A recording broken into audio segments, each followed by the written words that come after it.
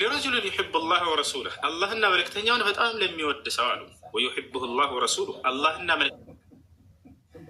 ملكتنيون بتأم يود تالرسونه ويفتح الله على يديه هنا تنبت بلقوم طورنت بزي سو اجلاي الله دلن ينسال قالوا لمالت يشنف السويو ይሄ መሪ ብለው ተናገሩለት። በዚህ ጊዜ ነብያችን ሰለላሁ ዐለይሂ ወሰለም ስሙን አልተናገሩም ነበርና ትንቢቱን ብቻ ተናግረው ንግግር ተናግረው ሄዱ።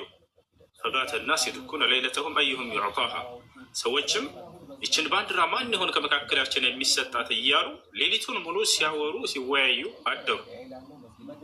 ገፋቻል። በዚህ ጊዜ ነብያችን ሰለላሁ ዐለይሂ ወሰለም ልክ ጠዋት ላይ ማለዱና ተነሱና በሰሃቦቻቸው መካከል ቆሙ። ከዚያ ምን አሉ? አይነ አሊ ብን አቢ ጣሊብ አሊ ብን አቢ ጣሊብ በመካከላቸው የት አለ ብለው ጠየቁ። አሁን ሰውየው ታወቀ። ያ ሰው አልይ ነው። አላህን በጣም ይወዳል፣ መልእክተኛውን በጣም ይወዳል፣ አላህና መልእክተኛውን በጣም ይወዱታል ተብሎ ስለተገለጸ በዚች መገለጫ ሰሃቦች የዛኔ ከየትኛውም ጊዜ በላይ ስልጣንን ተመኘን አሉ። ሰሃቦች ስልጣኑን ተመኝተውት ነው? ላ አይደለም። ከበስተጀርባው ባህሪው የተገለጸውን ማንነት ስላዩ ነው። አላህና መልእክተኛውን በጣም የሚወድ ሰው ተብሏል። ማን ነው ያ ሰው? ምን ነው እኔ በሆንኩኝ አሉ። የመሪነትን ስልጣን ምናምን ፈልገው አይደለም። እንደ አጠቃላይ አልይ ነው ተብሎ ተነገረ። የት አለ አልይ ብለው ነብዩ ሰለላሁ ዐለይሂ ወሰለም ሲጠይቁ እነሆ የሽተኪ ዐይነይሂ ያ ረሱለላህ አሏቸው። እንዴ እርሱ እኮ አይኑን ታሟል፣ ማየት ተስኖታል አንቱ የአላህ መልእክተኛ አሏቸው። አያችሁ ነቢያችን ሰለላሁ ዐለይሂ ወሰለም በዚህ ጊዜ ምን አሉ? የቱኒ ቢሂ አሉ። በሉ ሂዱና እርሱን አምጡልኝ አሉ። ቤቱ ተቀምጧል፣ ማየት ተስኖታል፣ ማየት አይችልም። ፈኡትየ በይነ ረጁለይኒ በሁለት ሰዎች መካከል እየተጎተተ መጣ አልይ ብን አቢ ጣሊብ فبصق النبي صلى الله عليه وسلم في عينيه فشفي كأن لم يكن به وجع من الهلال وداو نبيات صلى الله عليه وسلم عليين ودرشاتو عمدتولاتو استقلاتو بأينوچو مكاكل التفتفالو ودياو تفوسا በአይኑ ላይ የህመም ምልክት የማይታይበት ሆኖ እስኪታይም ድረስ ሆነ አሉ። ተመልከቱ። አንድ ሰው እኮ ሲሻለው የሆነ የቀላ ነገር ምናምን ልታዩ ትችላላችሁ አይደለ? ላ የለም ነበር አሉ ሰሃቦች። ሙሉ ንጹህ የሆነ ነጭ ሆኖ አይኑ ተመለሰ አሉ። ስለዚህ ነቢያችን ሰለላሁ ዐለይሂ ወሰለም ያድኑ ነበር፣ ሰዎችን ይፈውሱ ነበር። አዳኑት ይላል ቃል በቃል ፈወሱት ነብዩ ሰለላሁ ዐለይሂ ወሰለም። ግን ነብዩ አዳኝ ናቸው እያሉ ሙስሊም ይጨዋል። ላ አይደለም። አምላክ በእርሳቸውን በኩል አዳነ ነው። ልክ መሲሁ አይንን ይፈውስ ነበር አይደለም? ሌላም ተአምራቶችን ያደርግ ነበር። አምላክ በእርሱ በኩል ይህን አደረገ ነው።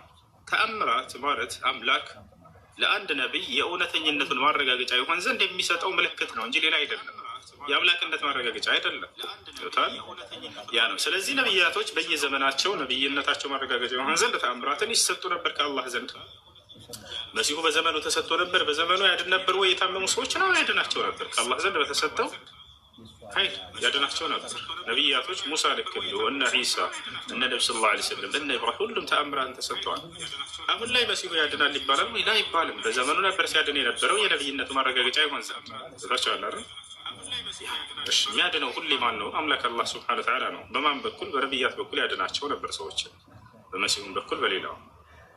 እሺ ያለው እና ስለዚህ ጸበል እየተባለ የሚኬደው ነገር ይሄ ስህተት ነው። ሁሉም የእምነት ባለቤት አከለ ያፈውሰኛል እያለ ማመን ከሆነ ይሄ ችግር ሁሉም ሊያምን ይችላል። ነገር ግን እውነቱ ምንድን ነው ከተባለ አምላክ ነው የሚያድናቸው ሰዎችን። ልክ ህይወትን የሰጠን አምላክ እንደሆነ ሁሉ ለአማኙም ለከሃዲውም ለነዚያ ለከሃዲውም ልክ እንዲሁም የሚፈውሰው የሚያበላው የሚያጠጣው ሁሉን ነገር የሚያደርግለት እርሱ ነው። ምድራዊ ጸጋን አምላክ አላህ ለአማኞች ብቻ ነች አላለም። አማኙም ከሃዲውም ያገኛል ብሏል። የቀጣዩን ዓለም ጸጋ ግን ለአማኞች ብቻ ነው ያዘጋጀሁት እያለ ይናገራል። እሺ ከላይ ኪባ ከላይ ያለው ሚዩትን አንሳ። ሰላም ይሰማል? አሎ ኪባር የሚለው ልጅ ይሰማል? እሱ ሰላም አለይኩም ከሌለኛ እናወራ። ወአለይኩም ሰላም። እሺ ቀጥሉ። እንዴት ነው? አልሐምዱሊላህ። በሰላም ተመለስክ? አልሐምዱሊላህ ሰላም ነው። ጥያቄ እሱ አንድ እናት በኩፍር ላይ ብትሞት ከሞተች በኋላ ልጆቿ እስልምናን ተቀብለው ቢሰልሙ የእናታቸው ንብረት መጠቃቀሚያ ማድረግ ይችላሉ? እሺ ነቢያችን ሰለላሁ ዐለይሂ ወሰለም ሐዲስ ላይ ላ የሪሱል ሙእሚን ልካፊር ወለልካፊር ልሙእሚን ብለዋል። አማኝ ከሃዲም አማኝን አይወርሰው ብለው ተናግረዋል። አይወርስም። ስለዚህ ክርስቲያን ልጆች ካሉ ለእነሱ ነው የሚሆነው ይሄ ውርስ። ነገር ግን በህይወት እያለች በስጦታ መልክ ለልጆቿ አበርክታላቸው ከሆነስ፣ ለምሳሌ ልጆች ሰለሙ፣ እናት አልሰለመችም። ከዚያ በኋላ ለልጇ መኪና ልሰጠው ፈለገች፣ ወይ የሆነ ገንዘብ ልሰጠው ፈለገች፣ ወይ የሆነ መሬት ቆረጥ አድርጋ ቤት ስራበትን ካልጅ ይኑርበት ይሄን ብላ ልሰጠው በሀዲያ መልክ ፈለገች። ችግር የለውም። ሀዲያ ስጦታ ችግር የለውም በህይወት እያሉ ከሆነ የሰጧቸው። ነገር ግን ከሞቱ በኋላ ያንን መውረስ አይቻልም። ክርስቲያን ወንድም እህቶች ካሉ ለእነሱ ነው ያ ውርስ የሚሆነው። እሺ ሁሱ ከዚህ የተያያዘ አንድ ጥያቄ ያለኝ እና እነሱ አሁን እናት አባቶቿ ከሞቱ በኋላ ለእነሱ ብላ ሰደቃ መስጠት ትችላለች? ውርሱ ሳይሰልሙ በፊት ነው እንደ ወንድም፣ ለምሳሌ በህይወት እያሉ አሁን እሷ እናትዮ ከሞተች በኋላ ልጅቷ ሰልማለች። ከሞተች በኋላ ማለት ነው። እናቷ ወደ አኺራ ከሄደች በኋላ ሰለመች። ከሰለመች በኋላ በእናቷ ስም ሰደቃ መስጠት ትችላለች? በእናቷ ስም ሰደቃ መስጠት አይቻልም ነው የቅድም ጥያቄ። ሴትየዋ ከሞተች በኋላ ነው ልጅቱ የሰለመችው ወይንስ ሳትሞት በፊት ነው የሰለመችው? ከሞተች በኋላ ነው ልጅቷ የሰለመችው። እንደሱ ከሆነ ከሞተች በኋላ ከሆነ ቀድማ ሳትሞት በፊት ሴትየዋ ልክ ማን ነው በሞተችበት ጊዜ ልጅቱ ገና ክርስቲያን ከሆነች የዛኔ ውርስ ክፍፍሉ ላይ ከደረሰች የዛኔ መካፈል ትችላለች። ችግር የለም። እሺ እንደሱ ከሆነ ማለት ነው። ነገር ግን ሰልማ ከሆነ ያ ውርስ ክፍፍል ላይ የደረሰችው አይቻልም። ሳትሰልም በፊት ከሆነ ልጅቱ ያ ውርስ ክፍፍል ላይ የደረሰችው የዛኔ መካፈል ትችላለች። እሺ ሌላኛው ለሞተችዋ ቤት እናት ሰደቃ ማድረግ ይቻላል ወይ? በክህደት ላይ ለሞተች ሴት አይቻልም። አላህ በቁርአን ላይ ማ ካነ ሊነቢይ ወለዚነ አመኑ አን የስተግፊሩ ሊልሙሽሪኪን ወለው ካኑ ኡሊ ቁርባ ሚን ባዕድ ማ ተበየነ ለሁም አነሁም አስሓቡል ጀሒም ይላል። ለነቢዩም ሆነ እንዲሁም ለእነዚህ ያላመኑት በእኔ ላይ አጋርቶ ወይንም ክዱ ለሞተ ሰው ምህረትን ሊማጸኑ አይገባም እያለ ተናግሯል። የቅርብ ዘመዶቻቸው ቢሆንም እንኳን አለ። ስለዚህ በህይወት ያሉትን ቤተሰቦቻቸውን ሞት ሳይቀድማቸው በፊት ዳዕዋ አድርጉላቸው ወደ ኢስላም። ድፈሩ። ምንም አያደርጓቸውም፣ አይበሏቸውም፣ አይሰቅሏቸውም። ዳዕዋ አድርጉላቸው በድፍረት። እሺ ከላይ ያለኸው ኪባር ካለህ ሚዩትን አስተህ መናገር ትችላለህ። እሺ ሌላ እስከዛ ጥያቄ ያለ ይቀጥል። እሺ ሁሱ ይናገር እስኪ። ሰላም እንዴት ነህ?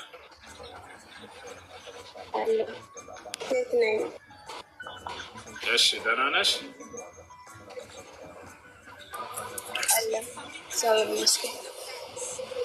እሺ እስልምናን መቀበል ፈልገሽ ነው?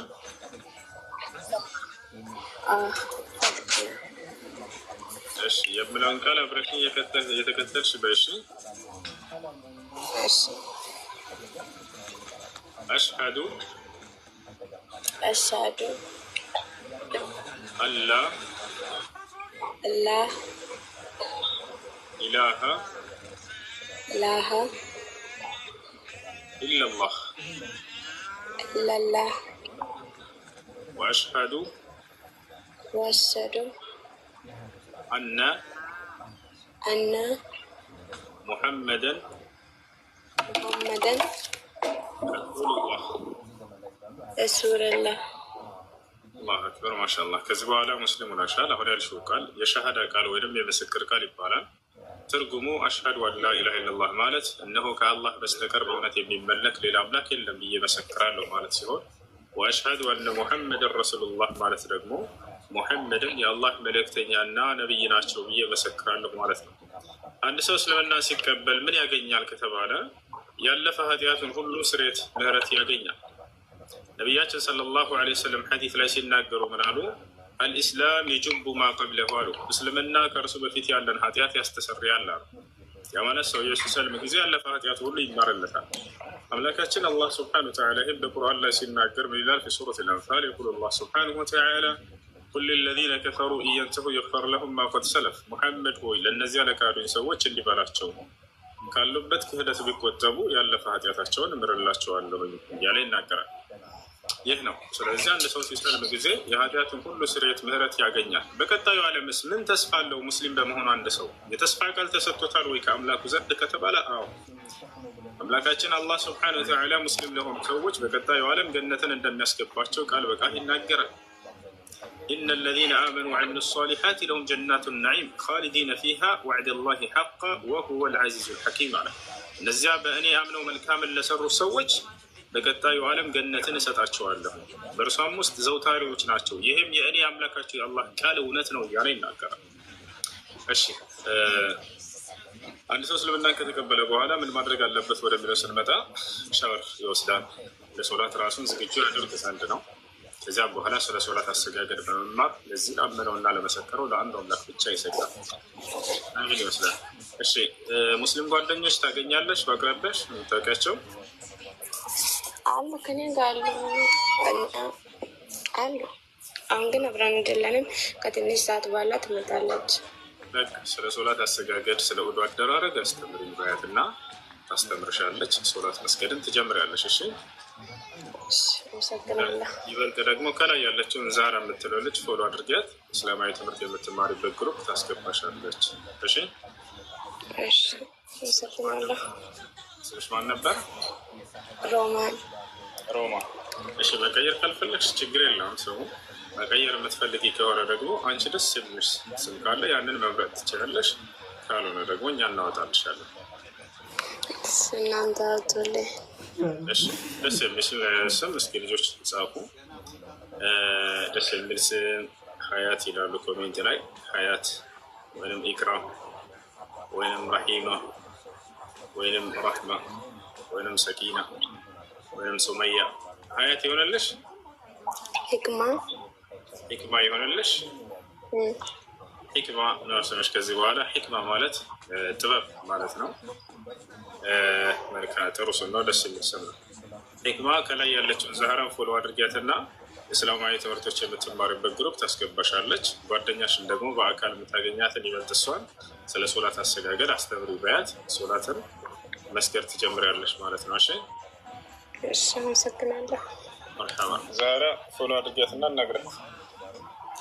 እሺ ሰላም አለይኩም ወረሕመቱላሂ ወበረካቱ። አለይኩም ሰላም ወረሕመቱላሂ ወበረካቱ። እንዴት ነህ ሁሴን? ተሻለ? አልሐምዱሊላህ ደህና ነኝ። አልሐምዱሊላህ በኸይሩን ኢንሻአላህ። ሰላም ነሽ ሂክማዬ? አሰላሙ አለይኩም። ወአለይኩም ሰላም ወራህመቱላሂ ወበረካቱ። እንዴት ነሽ? ማሻአላህ አላህ ጽናቱን ይስጥሽ። ደስ ብሎኛል ስለሰለምሽ። ኢንሻአላህ በውስጥ ፎሎ አድርጌሻለሁ። በውስጥ የስልክ ቁጥርሽን ላኪልኝ እና የቴሌግራም ቁጥርሽን ሰላት አሰጋገድም እሷን በተጨማሪ ታስተምርሽ፣ እኛም እንልክልሻለን ቪዲዮዎች፣ ጽሁፎች ምናምን ቀለል ያሉ የምትሰግጂበትኝ እና ደግሞ ተሀፍዥ በአማርኛ ምናምን ጽፈን ስለምንልክልሽ ላኪልኝ ቁጥርሽን ማለት ነው። በስልክ ቁጥርሽን በውስጥ ፎሎ አድርጌሻለሁ። እሺ ልክልሻለሁ። ፎሎ አድርጌሻለሁ። እናወራለን። እሺ ማይ አላህ ያጽናሽ። እሺ አመሰግናለሁ ሁላችንም። መርሐባ ቀጥሉ። ጥያቄ ያላችሁ መቀጠል ትችላላችሁ። አሰላሙ አለይኩም ወረሕመቱላሂ ወበረካቱ። ወአለይኩም ሰላም ወረሕመቱላሂ ወበረካቱ። ሰላም ነው? አልሐምዱሊላህ። አልሐምዱሊላህ። እኔ ክርስቲያን አጎት አለኝ እና እሱም ብዘይር አጅነቢ ይሆንብኛል? የአባቴ ወንድም ላ ኩፍር ወይንም ክህደት መሕረምን አያጠፋም፣ ዝምድናን አያጠፋም። ስለዚህ አጎቶች ችግር የለውም። እሺ አጅነቢ የሚሆኑት ልጆች ከስንት ዓመት በላይ የሆኑ ናቸው? ለአቅመ አዳም ከደረሱ በኋላ ነው። አንድ ልጅ ለአቅመ አዳም መድረሱ ምልክቱ 3 ናቸው። አንደኛ የዘር ፈሳሽ ማየት፣ ሁለተኛ በብልት ላይ ፀጉር ማብቀል፣ ሶስተኛ 15 ዓመት መሙላት የሚለው ናቸው። ከነዚህ ከ3 አንዱ ከተስተዋለበት ያ ልጅ ለአቅመ አዳም ደርሷል ይባላል። ነገር ግን ዑለሞች የግዴታ እዛ እድሜ ላይ እስኪደርስ ድረስ መጠበቅ የለበትም። ከ10 ዓመቱ ጀምሮ ትሸፈንበት ብለው ተናግረዋል። ሐዲስም ይህንን ያመለክታል። ነቢያችን ሰለላሁ ዐለይሂ ወሰለም ሐዲስ ላይ ምን አሉ? ሙሩ አብናአኩም ቢሰላህ ሊ7 ወድሪቡሁም ዐለይሃ ሊ10 ወፈርቁ በይነሁም ፊል መዳጅዕ። ልጆቻችሁ የ7 ዓመት ዕድሜ ሲሆኑ ጊዜ ሶላትን እንዲሰግዱ እዘዟቸዋል።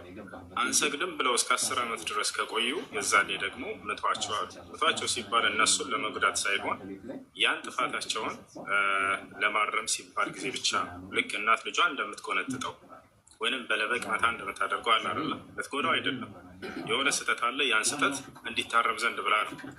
አሁን ያ ነው። ስለዚህ በ10 ዓመቱ ምን አለ አላህ ሱብሓነሁ ምን አሉ ነብዩ ሰለላሁ ዐለይሂ ወሰለም በ10 ዓመታቸው ደግሞ መተኛ ስፍራቸውን ለዩ ብለው ተናገሩ። ወንድምና ወንድም እህትና እህት ቢሆኑም እንኳን በአንድ ፍራሽ ላይ ማስተኛት በዚህ ዕድሜ ተከልክሏል። አያችሁ። ከዚያ ጊዜ ጀምሮ ከዛሊክ ልክ እንዲሁ መሕረም የማን ነው አጅነቢ የሆነች ሴት አጅነቢያ የሆነች ሴት ለእነዚህ ለልጆች ትሸፈንባቸው ይገባል ማለት ነው። ምክንያቱም ከዚህ ዓመት በኋላ የስሜት እንትናቸው የሚሰማባቸው ጊዜ የሚጀምርበት ጊዜ ስለሆነ ማለት ነው። ስለዚህ ከ10 ዓመት ጀምራ ሴት ልጅ በእነዚህ ልጆች ላይ ትሸፈን ይገባል። እሺ ባለፈው ማለት ነው የሆነ ትምህርት እያስተማር ያው አባብዬ መጀንማንት ሲማንት እያሉ ሶላት የሚሰግዱ ያኔ የሚያሻርኩ ሰዎች እነዛ ሐላል ቢያደርጉ አሁን መብላት አይቻልም? እሺ ከአላህ ስብሐነ ወተዓላ ውጭ በሌላ አካል የሚመጀኑ ሰዎች ይሄ ስህተት ነው። ሽርኩን ቢላሂ ስብሐነሁ ወተዓላ ነቢያችን ሰለላሁ ዐለይሂ ወሰለም ሐዲስ ላይ ኢዛ ሰአልተ ፈስአሊላህ ወኢዛ ስተዐንተ ፈስተዒን ቢላህ አሉ። መጠየቅ ስትፈልግ አላህን ብቻ ጠይቅ፣ መታገዝም ስትፈልግ በአላህ ብቻ ታገዝ፣ በሌላ አካሎች አይቻልም። والاستغاثة كذلك نوع من أنواع العبادة التي يجب صرفها لله وحده، فمن صرفها لغير الله فقد كفر وأشرك.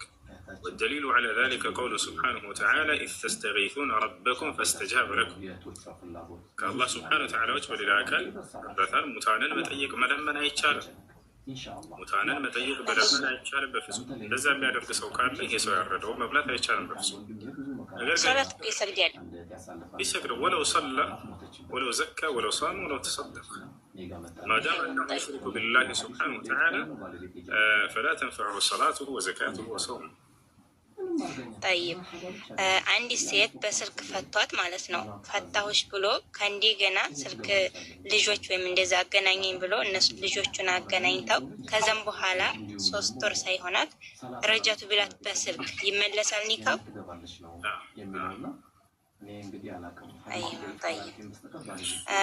ሌላው ጥያቄ የፈጅር ሶላት በምኝታም እንደዚህ እንዳጋጣሚ ሲያመልጠን ፀሐይ ተወጣብን ሱና የምንሰግዳለን ወይስ ፈርድ ብቻ ነው የምንሰግደው? ነቢያችን ሰለላሁ ዐለይሂ ወሰለም የሱና ሶላቶች አልፈዋቸው በቀዷ መልክ ይሰግዷቸው ነበር። ስለዚህ ይቻላል። ነቢያችን ሰለላሁ ዐለይሂ ወሰለም ከአሱር በፊት 4 ረካ ይሰግዱ ነበር። ሐዲስ ላይ በተናገሩ መሰረት ቃል ነብዩ ሰለላሁ ዐለይሂ ወሰለም ረሒመ ላሁ ምርአን ሰላ 40 ቀብለ ልዓሱር ከአሱር በፊት 4 ረካ ለሰገደ ሰው አላህ ይዘንለት ብለዋል። በዚህ ሐዲስ መሰረት ነብዩ ሰለላሁ ዐለይሂ ወሰለም ከአሱር በፊት 4 ረካ 2 ሱና ሶላቶችን ይሰግዱ ነበር። ከዕለታት አንድ ቀን አለፋቸውና ይሄ ከአሱር በኋላ ያንን በቀዷ መልክ ሰግደውታል። እያችሁ ያን በቀዷ መልክ ሰግደውታል። እንዴ ከአሱር በኋላ ሶላት አልተከለከለም እንዴ ልትሉ ትችላላችሁ። አዎ ከአሱር በኋላ ባዕድያ ነው የተከለከለው። ከአሱር በኋላ ባዕድያ ብሎ ሰውየው ቢሰግድ ተከልክሏል። ነብዩ ሰለላሁ ዐለይሂ ወሰለም ግን ባዕድያ አይደለም የሰገዱት፣ ያን ያለፋቸውን በቀዷ መልክ ነው። ቦታቸዋል ከአሱር በኋላ እንደተከለከለ ነብዩ ሰለላሁ ዐለይሂ ወሰለም ሐዲስ ላይ ተናግረዋል። ነሃ ረሱሉላህ ሰለላሁ ዐለይሂ ወሰለም አስ-ሰላት በዕደ አል-ዐስር ሐታ ተግሩበ አሽ-ሸምስ وبعد الفجر حتى ترتفع الشمس ሐዲስ ላይ ምን ሲል መጥቷል? የአላህ መልእክተኛ ነብዩ ሰለላሁ ዐለይሂ ወሰለም ከአሱር በኋላ ፀሐይ እስክትጠልቅ ድረስ ሶላት መስገድን ከልክለዋል። ልክ እንዲሁ ከሱብሒ በኋላ ፀሐይ ወጥታ ከፍ እስክትል ድረስ መስገድንም ከልክለዋል። ይህ ባዕድያ ሶላትን አስመልክቶ ነው።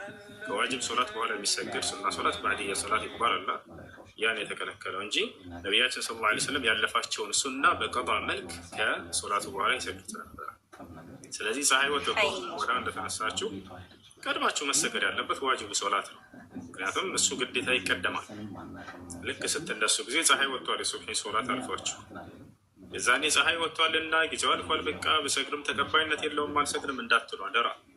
مسكر اللباشو. قال النبي صلى الله عليه وسلم من نسي صلاة أو نام عنها فليصليها إذا ذكرها. النبي صلى الله عليه وسلم حديث لا ينالو صلاة درستو يعلفبت وي بأنكل في مكنات يعلفبت بتنسى ساعتنا بستوت ساعت يسكدال أوقاتشو كون بلاتشو هندا تسالف ويسوحين صلاة أدرا ودا تنستاتشو سكر የሙስሊም ትልቁ መገለጫው ምንድን ነው? የሱብሒን ሶላት መስገዱ ነው። የሱብሒን ሶላት መስገድ ትልቅ ምንዳ አለው ከአላህ ዘንድ። ነቢ ሰለላሁ ዐለይሂ ወሰለም መን ሰለል በርደይን ደኸለል ጀና ነው። ሁለት ብርዳማ ወቅት ሶላቶችን የሰገደ ጀነት ገባ አሉ። የዐሱር ሶላትና የሱብሒ ሶላት ናቸው። እነሱን ብቻ ቢሰግድ ሰው ይበቃል ማለት ነው? ሐዲሱ ላይ አይደለም። ለምንድን ነው ለሁለቱ ይበልጥ ትኩረት የተሰጠው? ምክንያቱም የሱብሒ ሶላት ሰዎች በእንቅልፍ ምክንያት ሊዘናጉበት የሚችል የሆነ ሶላት ስለሆነ፣ የዐሱር ሶላት ደግሞ ሰዎች በምድራዊ ህይወታቸው ሊዘናጉበት የሚችል ሶላት ስለሆነ ነው። ኃይለኛ ንግድ ላይ የጦፈ ንግድ አንድ ድምፅ ብትሰማ ሱቅህን ዘግተህ ወደ ሶላት ሄደህ ለመስገድ ነው። ይሄ ትልቅ የእምነትህ መገለጫ ነው። ምድራዊ ጥቅም እንዳላታለለህ መገለጫ ነው። ይሄ ሪጃሉን ላ ቱልሂሂም ቲጃረቱን ይላል አላህ። ሪጃሉን ላ ቱልሂሂም ቲጃረቱን ወላ በይዑን ዐን ዚክሪላህ ወኢቃሚ ሶላህ። ሶላትን ከመስገድ እኔን አላህን ከማውሳት ምድራዊ ጥቅም ወይንም ንግድ የማይሸውዳቸው ናቸው እያለ ወንዶች ናቸው እያለ ይናገራል። ወንድነት እዚህ ቦታ ላይ የተገለጸው የፆታ ወንድነት አይደለም፣ የተግባር ወንድነት ነው። ወንድንም ሴትንም ያጠቃልላል። ሪጃል ብሎ ገለጻቸው። ላ ቱልሂሂም አትሸውዳቸውም ወይንም አታታልላቸውም፣ አታዘናጋቸውም። ቲጃረቱን ንግድ፣ ወላ በይዑን ልክ እንዲሁ ደግሞ መሸጥ መግዛት የሚባሉ ነገራቶች ዐን ዚክሪላህ ወዐን አሶላት አላህን ከማውሳትና ሶላትን ከመስገድ። እሺ ሌላ ጥያቄ አለ? አዎ የመጨረሻው ጥያቄ ደግሞ ያኔ ጓደኛ የነበረች አባቷ ማለት ነው አባቷ ተጣልቷት አኩርፈዋለች እና በምንድን ነው የተጣሉት? ቤቷን ሰርታ ነው እሷ ወደዚህ የመጣችው እና ቤቷን ደግሞ ወኪል ያደረገችው ላክስቷ ነው። ላክስቷ ነው ብር የምትልከው ቤቷ እንዲታስጨርስላት በአክስቷ ስም አድርጋ መጣች። አሁን አባቷ እሱም በእኔ ታላዞርሽ ልጅ አይደለሽም እንዳታናግረኝ ብሎ እንትን አላት ማለት ነው። አሁን ምንድን ነው ማድረግ ያለባት? እሺ ይህን ማድረግ ግዴታ ማን ነው? ይህን ማድረግ መብት የለው። እሺ የቅድሙ ጥያቄ ላይ በተመለከተ ውሃውን ብናሞቀው እሱ ላይ ይላል ስለሚበርደን ወይም ስለሚቀዘቅዝ ችግር የለም ማሞቅ ትችላላቸው። እሺ ይሄን ማድረግ አይችልም። አባትን እናትን የመርዳት ኃላፊነት አለብን። በእርግጥ ግን የምትሰሩትን ስራ በደሞዙን ማን ነው ብራችሁን በእኛ ስም ማስቀመጥ አለባቸው፣ ቤታችሁን በእኛ ስም ማስቀመጥ አለባቸው። ይሄ ሀቅ የላቸውም። በዚህ ነው ያላቸው ምንድን ነው ከተባለ ናም ረጃዕት የሳሉ ያላቸው መብት ምንድን ነው ከተባለ ምድራዊ ህይወታቸው የሚያስፈልጋቸውን ማሟላት አለበት። ልጅ ጃአ ረጁሉን ኢለ ነቢይ ሰለላሁ ዐለይሂ ወሰለም ነቢያችን ሰለላሁ ዐለይሂ ወሰለም ጋር አንድ ወጣት ልጅ መጣና አንቱ የአላህ መልእክተኛ ሆይ አባቴ ገንዘብ እንድሰጠው ይጠይቀኛል፣ የመስጠት ግዴታ አለብኝ አላቸው። አንተ ወማሉከ ሊአቢክ አሉት፣ አንተም ገንዘብህም የአባትህ ንብረት ናችሁ አሉት። ከዚህ ዚ ዑለሞች ምን ኢስቲንባጥ ያደረገው ሁክም አንድ ልጅ ለአባቱ የሚያስፈልገውን ማሟላት ግዴታ አለበት። ከዚያ በላይ ላ የለበትም። ከዚያ በላይ ማለት የሚሰራውን ደሞዝ ሁሉ እያመጣ በቃ በእኔ ስም ማድረግ አለብህ ካልሆነ ብሎ ሂሳብ የለም። እንደዚህ ይሄ አያስኬድም። ስለዚህ ያንን አንቺ ግዴታ ያለብሽም አትጠየቅበትም። ነገር ግን ለአባትሽ የሚያስፈልገውን አሟይለት። የሚበላው፣ የሚጠጣው፣ የሚለብሰው መጠለያ፣ መታከሚያ ምናምን ካስፈለገው ያንን አሟይለት። እሸት እሺ አሁን በእኔ ታላዞርሽ በፍጹም እንዲያታናግሪኝ ልጅም አይደለሽም ብሏል ማለት ነው። እና ምንድን ነው ማድረግ ያለብኝ? እኔ ነኝ አፉ በላይም ብዬ የምጠይቀው?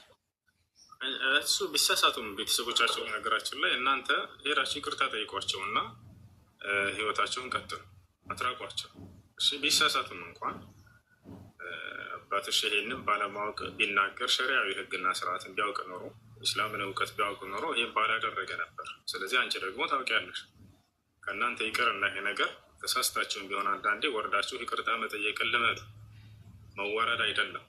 ገብታችኋል አይደለ? ነቢያችን ሰለላሁ ዐለይሂ ወሰለም ማ ዛደ ላሁ ዐብደን ቢዐፍዊን ኢላ ዒዘን እያሉ ይናገራሉ። ይቅር ባይነትን ያኔ ክብርን እንጂ አይጨምር፣ ልቅናን እንጂ አይጨምር።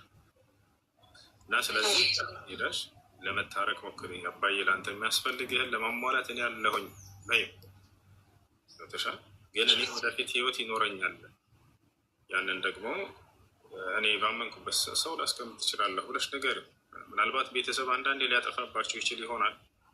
ከዚህ በፊት ሞክራችሁት ከሆነ ያን ሰው ያ ሰውዬ ሊያጠፋባቸው ሊሆን ይችላል። ቦታቸው አላረ ከዚህ ስለዚህ የእናንተ ንብረታችሁን የሚጠብቅላቸውን ሰው ከቤተሰብ የሆነን ሰው አድርጋችሁ የዚያ ሰው ማድረግ ትችላላችሁ። እሺ ወያኩ እሺ፣ ጥያቄ ያለ ይቀጥል። ሰላም አለይኩም ወረህመቱላሂ ወበረካቱ። ወአለይኩም ሰላም ወረህመቱላሂ ወበረካቱ። እሺ እኔ ስለ ቁርአን በቁርአን ማለት እንዴት እንደሚታይ ስለሱ ማብራሪያ ፈልጌ ነው። ማለት አንድ ነበርና ከልጅቱ ጋር የሆነች ልጅ አለች። ቃል ተግባብተው ከዛ ቤተሰብ ልላክና አንቺን ማግባት አለብኝ ሲላት፣ አረ ችግር የለውም ለምን ቤተሰብ ትልካለህ? በአንተ ቃል መቀመጥ እችላለሁኝ ስትለው፣ አይ እሺ እንግዲያስ በእኔ ቃል ለማድረግ እኔ አላህን ነው የማምንና በአላህ ቃል ቁርአን ተመታሽልኝ፣ በዚህ እጠብቃለሁ። አለዛ ቤተሰብ አላስለመንኩም ወይም እኔ ካላሰርኩም እና በምንድን ምክንያት አንቺን አምኔ ልቀመጥ ብሎ ሲላት፣ አይ እሺ ቁርአኑ ካስኬዴ እሺ ቁርአኑን እመታለሁ ብላለች። እና አሁን ይሄ ነገር በቃ የሆነ ቃል ያስገባል ወይስ በቁርአን መማል ይቻላል አይቻልም የሚለውን ነገር ነው። እሺ በቁርአን መማል ሲባል ለሁለት ይከፈላል። አንደኛ ያኔ እጃችሁን በቁርአኑ በወረቀቱ ላይ በተጻፈው በዚያው ቁርአን ላይ አስቀምጦ መሐላን መፈጸም። በዚህ ከሆነ ዑለሞች እንደማይቻል ተናግረዋል። አፍታ ቢዛሊከ الشيخ الألباني والشيخ صالح الفوزان حفظه الله تعالى እነዚህ አይቻልም ብለው ተናግረዋል። ነገር ግን በአንደበታቸው ቁርአንን ብሎ መማል ከሆነ ችግር እንደሌለው ሼክ صالح الفوزان ተናግረዋል ብሏቸዋል። ስለዚህ وضع اليد على المصحف والحلف بذلك ليس له أصل في السنة كما قال الإمام الألباني رحمه الله تعالى እጅን በሙስሐፍ ላይ በማስቀመጥ እንደዚህ መሐላ መፈጸምን የሚያዝ የቁርአንም ሆነ የሐዲስ ትዕዛዝ የለም። ይህን የሚያሳይ ምንም አይነት መልእክት የለም። ተሻል ነገር ግን ቁርአንን ብሎ መማል ከሆነ ችግር የለም። እሺ ያው ቁርአንን ብለው ከተማለ ያው እንደ መሐላ ነው የሚቆጠረው ማለት ነው። መሐላ ይቆጠራል። لأن القرآن كلام الله وكلامه سبحانه وتعالى صفة من صفاته فيجوز الحلف بصفات الله عز وجل ከአላህ ባህሪያቶች መካከል አንዱ ባህሪው ንግግሩ ነው። እዚያ በንግግሩ መማል ችግር የለም። እሺ አይዋ ስለዚህ አሁን እንደ መሐላ ላይ ይቆጠራል። እሺ አመሰግናለሁ። ሰላም አለይኩም። አለይኩም ሰላም ወረህመቱላሂ ወበረካቱ። እሺ እንትን ምንድን ነበር ማለት ነው ኒካ ግን ልናስር አስበናል። ግን እስከዛ እያወራ ነው። ችግር የለውም አዲ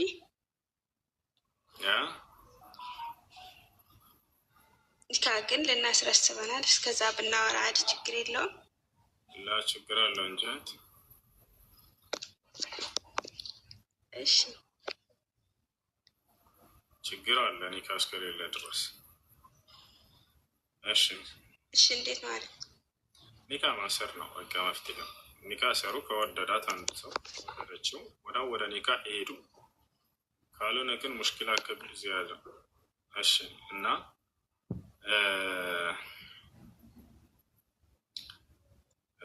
ኒካ ከወደደችው ኒካ ወደ ማሰር መሄድ። ነቢያችን ሰለላሁ ዐለይሂ ወሰለም ለም ዩራ ሊልሙተሐቢን ሚስለ ኒካህ አሉ። ለሁለት ለተዋደዱ ጥንዶች መጋባትን የመሰለ መልካም ነገር አላየሁላቸውም ብለው ተናግረዋል። አይቷት ከወደዳት አይታ ከወደደችው ወዲያው ስለ ባህሪያቸው ሊጠያየቁ ይችላሉ። ስለሚወደው ስለሚጠላው ነገር፣ ስለምትወደው ስለምትጠላው ነገር፣ እንዲሁም ስለ ጋብቻው በሆነ ጉዳይ ላይ ሊያወሩ ይችላሉ። የዛኔ ወደ ጋብቻ ቶሎ ብሎ ወደ ኒካህ መግባት ነው እንጂ እያወራን ለዘመናት እንቆይ ከዛ በኋላ ኒካ እናስራለን ስለተሳሰብን ይሄ አያስኬድም። እሱ እሺ ላ በስ ከወራቶች ቢሆንም ከወደዳት ከወደደችው ኒካህ ከተስማሙ ወደ ኒካህ ለመሄድ ስለዚህ ያው በጥቅሉ ያው ቁርአን ተመታ ምንም ተባለ ያው ማውራትም አይቻልም ማለት ነው። ያው ኒካ ካልተደረገ ቃል ማስገባት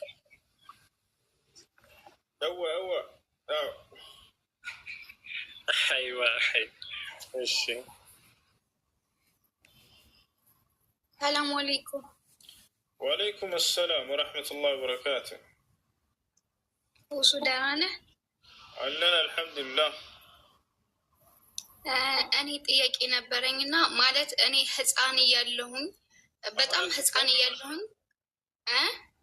አሁን አድገሻል ማለት ነው? ያው ትንሽ አድጌ ያለው አልሐምዱሊላህ። ማሻአላህ አላህ ይጨምርልሽ። እሺ ቀጥል። ከዛ እኔ ህፃን እንደነበርኩ አባቴን መድኃኒት ምናምን አብልተውታል መሰል ብቻ አላውቅም። ከዛ በጣም ታሟል ምናምን እና በዛን ታይም እናትና አባቴ ሲለያዩ የአባቴ ቤተሰቦች ናቸው እኔን ያሳደጉኝ ማለት ነው። ከዛን አባቴ በቃ ሁሌ ወንድሞቹንም እናቱንም ምናምን ቤት ሰው ሲመጣ በቃ መድኃኒት ጥለውብኝ ይሄዳሉ ምናምን ይላታል። በቃ አስታውሳለሁኝ። ከዛ እሷንም ደግሞ የሆነ ምግብ ምናምን ስትሰራለት እኔ እያየሁ ካልሆነ እንዳትሰጪኝ ምናምን ነገር እያለ ይደበድቧት ነበረ። እኔ እንግዲህ በዛን ሰዓት ሲታመም ወላሂ አላህ ያቅብኛል ምናምን ማውቀው ታሪክ የለም። ግን የሆነን ሰዓት እንደዚህ ለብቻው ነበርና የሚኖረው ነይ ሳሙና ውሰጂ ምናምን ሲለኝ እሺ ምናምን ብዬ ሄድኩኝ። ያው አባቴ ስለሆነ ግን አባቴ ነው ይሉኛል እንጂ ምንም አይነት ነገር ሲያደርግልኝ አይቼ አላውቅም በህይወቴ ማለት ነው። ምንም አይነት ነገር አድርጎልኝ አያውቅም። ብቻ ግን በስሙ እጠራለሁ እኔ ማለት ነው። ከዛ የሆነ ቤት ወስዶ አስገብቶ በዚህ በገመድ ምናምን አስሮ አንቺ ነሽ መድኃኒት ምናምን ያበላሽኝ ምናምን ብሎ በቃ የሆነ ገጀራ ምናምን አለ አይደል፣ በዛ ምናምን አስፈራራኝ ማለት ነው።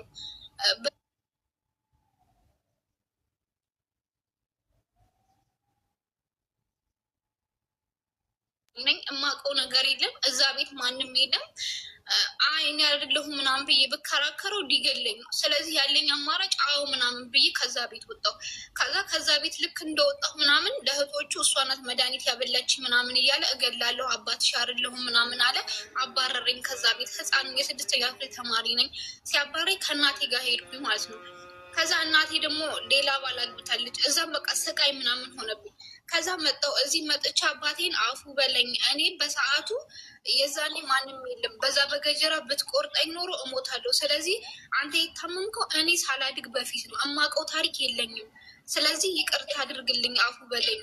ህይወቴን ራሴን ለማዳን ስል ነው አዎ ያልኩ ምናምን ስለው አፉ አልልም፣ በቃ ይቅርታ አላደርግልሽ ምናምን ነገር አለኝ። እና እስካሁን እኔ ደግሞ አረብ ሀገር መጥቻለሁ። ግን በቃ ማለት የሆነ ነገር ለማድረግ ፈልጌ ለእሱ ማድረግ አልፈልግም። በቃ ማለት ውስጤ ምናምን ነገር በቃ የሆነ ያ ነገር ነው ትዝ የሚለኝ ማለት አባትሽ አይደለሁም በገመድ አስሮ በገጀራ ያስፈራራይ ሊቆርጠኝ ምናምን ያ ትዝ ስለሚለኝ ለእሱ ማድረግም አልፈልግም። ግን በቃ ላለህ ምናምን ስል አፉ ምናምን ብየዋለሁ። አሁን እኔ እንዴት ይታይብኛል? ያስጠይቀኛል አለ። እሺ አሁን የዛኔ ያን ያደረገው ታሞ ከሆነ አትያዥበት አንቺ። እሱ መቼም በጤናው አባት ህፃን ልጁን ይዞ እንደዚያ ያስፈራራል። እሺ እና በዚያ ግም ልትይዥበት አይገባም። ይቅር በይው ስላለፈው። ያን እያስታወስሽ ግን በልብሽ ላይ ግም ሊኖር አይገባም። ገብታችኋል አይደል? ስለዚህ አንድ ሰው በታመመበት ጊዜ አይደለም እኛ አላህ ራሱ አይቀጣውም፣ አይይዝበትም፣ እንደ ወንጀለኛም አይቆጠርም። ቃል ነቢይ ሰለላሁ ዐለይሂ ወሰለም رفع القلم عن 3: عن المجنون حتى يفيق، وعن الصغير حتى يكبر، وفي رواية أخرى حتى يبلغ، وعن النائم حتى يستيقظ። ነቢያችን ሰለላሁ ዐለይሂ ወሰለም ሐዲስ ላይ ምን አሉ? ከሶስት አይነት ሰዎች ብዕር ተነስቶላቸዋል አሉ። ምን ማለት ነው? ብዕር ተነስቶላቸዋል ማለት የሚሰሩት ኃጢአት አይጻፍባቸውም ማለት ነው። አንደኛ ከአይምሮ ህመምተኛ ሰው አይምሮ እስኪመለስለት ድረስ ከእብዶች በቃ ተነስቶላቸዋል። አይምሯቸው ነጻ እስኪሆን ድረስ እብድ የሚሰራው ወንጀል አይጻፍበትም። ቢጠጣ፣ ቢሰክር፣ ቢያጨስ የፈለገ ቢሆን ኃጢአቱ አይጻፍም። ለምን ከተባለ አይምሮውን በዚያ ሰዓት ስለሌለ ይዛቸዋል። ልክ እንዲሁ ህፃን ልጅ ለአቅመ አዳም ለአቅመ ሔዋን እስኪደርሱ ድረስ ልክ እንዲሁ እንቅልፍ ሌተኛ ሰው በህልሙ የሚሰራው እንደ ወንጀል አይቆጠርም። እነዚህ ሶስቱም አይምሯቸውን እየተጠቀሙበት ያሉበት ቅጽበት ስላሉ አላህ በዚህ ሁኔታ ላይ ሳሉ ቢሰሩ ኃጢአትን አይይዝባቸውም። አምላካችን አላህ ፍትሐዊ ንጹሕ አይምሮ ያለው ሰው ለአቅመ አዳም ለአቅመ ሔዋን ደርሶ አምላክ ህግና ስርዓት ደርሶት ቢተላለፍ ያ ሰው ነው እንደ ኃጢአተኛ የሚቆጠረው። ነገር ግን የአእምሮ ህመምተኞች የሚሰሩትን ኃጢአት እንደ ኃጢአት አይቆጥርባቸው። አላህ የሚያልፋቸው ከሆነ እኛ ለምንድን ነው የምንይዝባቸው? አየሽ። ስለዚህ ቂም ሊኖረብን አይገባም። አውፍ ማለት ለሁለት ይከፈላል። አልዐፉ ወሰፍሕ፣ ዐፉና ሶፍሕ ናቸው። ዐፉ ብሎ ማለት ይቅር ትላላችሁ ሰዎችን፣ ነገር ግን በልባችሁ ውስጥ ያቂሙ አለ። ሶፍሕ ብሎ ማለት ይቅር ብላችኋል ከላይ፣ ከውስጣችሁም ያቂም ጽት ብሎ ወጥቷል። በላጩ የትኛው ነው ታዲያ? ሶፍሕ ፈስፈሕ ሶፍሕ አልጀሚል ይላል አላህ በቁርአን ላይ ሱረቱል ሒጅር ላይ። ውብ የሆነን ይቅር ባይነትን ይቅር በል ይላችኋል። እሱ ነው በጣም በላጩ። ነገር ግን ሰውየው ዐፉ ብቻ ደረጃ ላይ ከሆነስ ችግር የለውም፣ አይወቀስበትም። በውስጡ ላይ ቂሙ ሊኖር ይችላል። ይህ ለነቢያቶችም ሁሉ የተከሰተበት ጊዜ አለ። ነቢዩ ሰለላሁ ዐለይሂ ወሰለም ወሕሽይን አጎታቸውን ሐምዛን የገደለባቸውን ሰው እስልምናን መጥቶ መቀበል ፈለገ። እስልምናን ከተቀበለ በኋላ እስኪ አጎቴን ሐምዛን እንዴት እንደገደልክብኝ ቁጭ በልና ነገረኛ አሉት። ቁጭ ብሎ ነገራቸው። ታሪኩ ረጅም ነው፣ ከዚህ በፊት ነግሬያቸዋለሁ። ከነገራቸው በኋላ ነቢ ሰለላሁ ዐለይሂ ወሰለም ልባቸው በጣም ደምቶ ነበር፣ በጣም አዝነው ነበር። አንድ ነገር ልጠይቅህ አሉት። ይቅር ብዬሃለሁኝ ካሉት በኋላ ገይብ ወጅሀከ ዐኒ አሉት። ከቻልክ አንድ የፊትህን ታርቅልኛለህ አሉት። እዛ ያ ማለት ይቅር ብለውታል። ነገር ግን ያ ሀዘን ከልባቸው ውስጥ አልተወገደም እስካሁን ድረስ። በጣም ይወዱት ነበር አጎታቸው ሐምዛን እና ዐፉ ብሎ ማለት እሱ ነው። ከላይ ይቅር ብላችኋቸው ሰዎችን አምናችሁበታል፣ ይቅር ብላችኋል። ግን ውስጣችሁ ላይ ያ ህመሙ አለ፣ ቁስለቱ አለ፣ ስብራቱ አለ። ከዚያ በላይ በላጩ ግን ምንድነው? ሰፍሕ ነው። ለዚህም ነው አላህ ሱብሓነሁ ወተዓላ ፈዕፉ ካለ በኋላ ወስፈሑ ይላል። ልልሐሰን ልልአሕሰን ይላል። እሺ፣ እንዳጠቃላይ አባትሽ ያንን ያደረገው ባለማወቅ ነው፣ በተደረገበት በሽታ ምክንያት ነው፣ ሲሕር ምክንያት ነው። ስለዚህ አንቺ በዛ ቂም ልትይዥበት አይገባም። ይቅር በይው። እሺት እሺ። እና ደግሞ ሶላት ከሰገድን በኋላ እጅ አንስቶ ካሰላመትን በኋላ እጅ አንስቶ ዱዓ ማድረግ አይቻልም ምናምን ነገር የሚባለው ነገር። እሺ፣ ሶላት ለሁለት ይከፈላሉ። አንደኛ ዋጅብ ሶላት፣ ግዴታ ሶላት አለ። ሁለተኛ ሱና ሶላት አለ። ከዋጅብ ሶላት በኋላ ነቢያችን ሰለላሁ ዐለይሂ ወሰለም ምን ያደርጉ ነበር የሚለውን ሐዲስ ላይ እንመልከት። እርሳቸውስ ምን ያዘዙ የሚለውን እንመልከት። ከዚያ በኋላ በዚያ መሰረት ነው መሆን ያለበት። ከዋጅብ ሶላት በኋላ አላህ ስብሐነሁ ወተዓላ በቁርአን ላይ ሲናገር ምን አለ? ፈኢዛ ቀደይቱም ሰላተ ፈዝኩሩላህ አለ። ሶላትን ሰግዳችሁ ባጠናቀቃችሁ ጊዜ ዚክር አድርጉ ነው ያለው። ነቢያችን ሰለላሁ ዐለይሂ ወሰለም ሐዲስ ላይ ምን አሉ?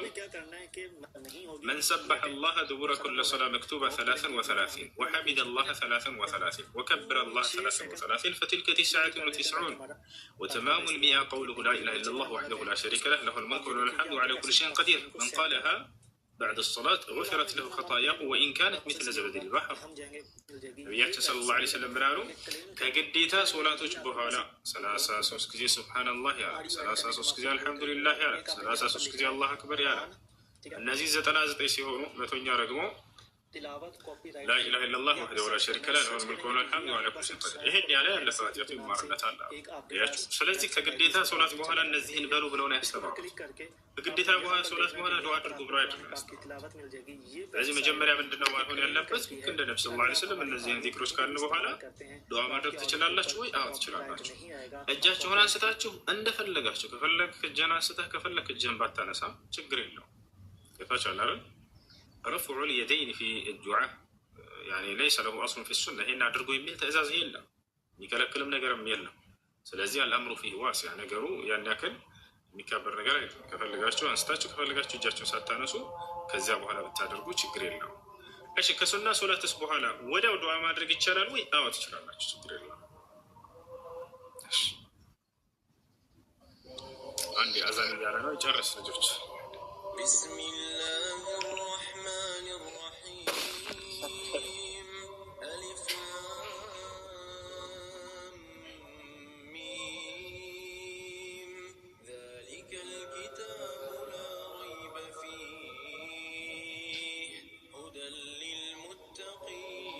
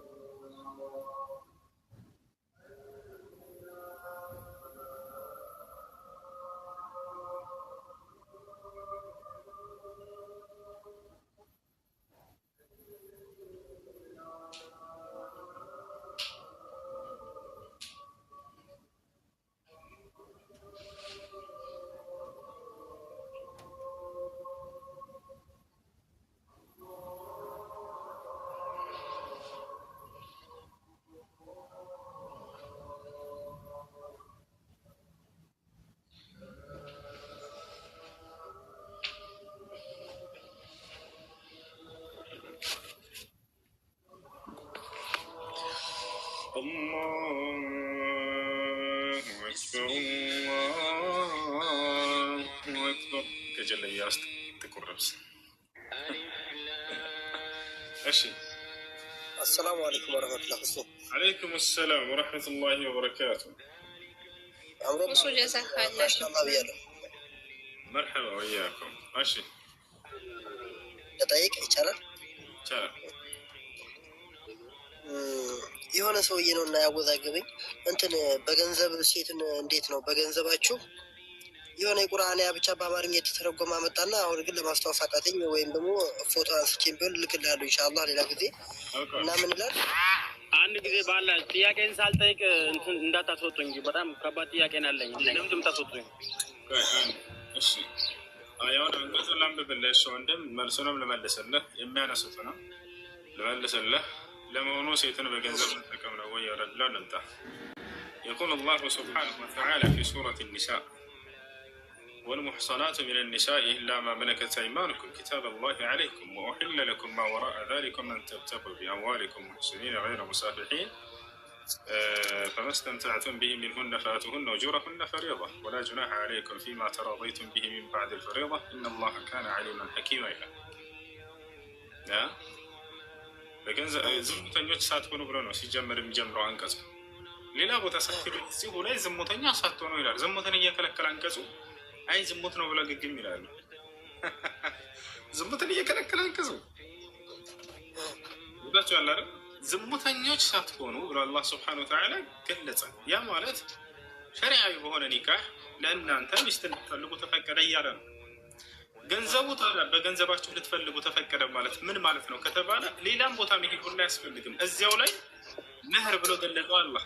አያ አግሊና ኡጁረሁነ መህራቸውን ስጧቸው አለ። በእስልምና ሴት ልጅን ከትዳር በፊት ወይንም ሰውየው ሊያገባት የፈለገውን ሴት የሚሰጣት ቅድመ ስጦታ ጥሎሽ ምን ይባላል ወንድም? መህር ይባላል።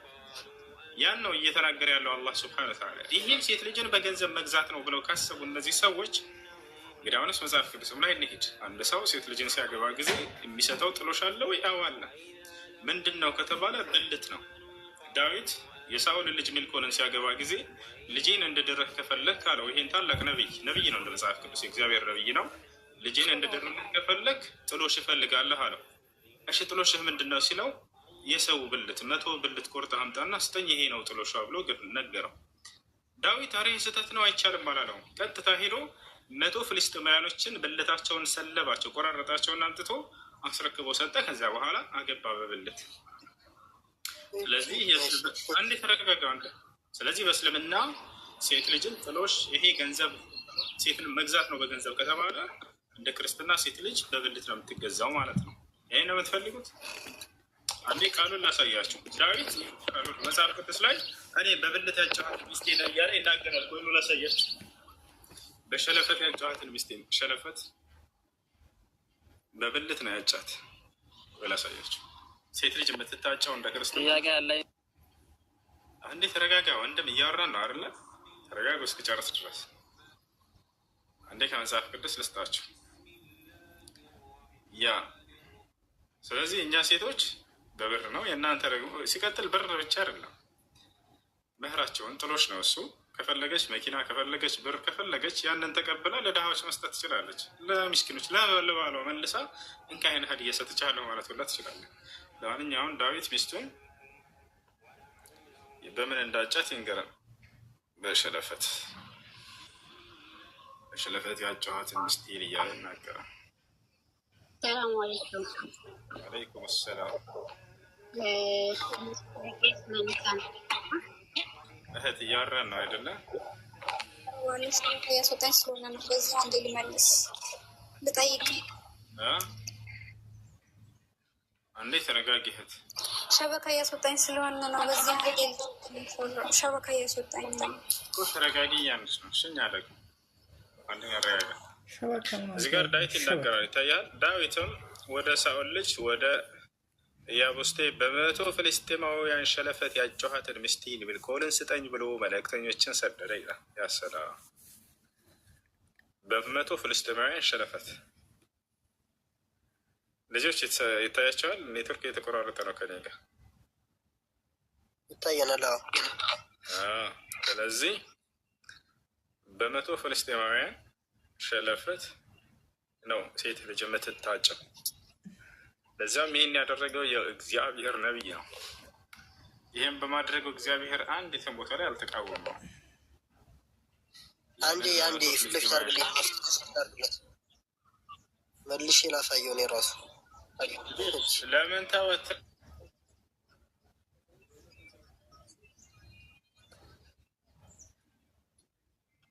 ታብ አድርጉ። ኔትወርክ እየያዘው ነው። ታብ እስካሁን 300 ነው የሆነው። ማለት 300,000 ብቻ ነው እስካሁን። ሊማዛ 1,000 ሰው ተቀምጣችሁ እስካሁን 1 ሚሊዮን መግባት ነበረ።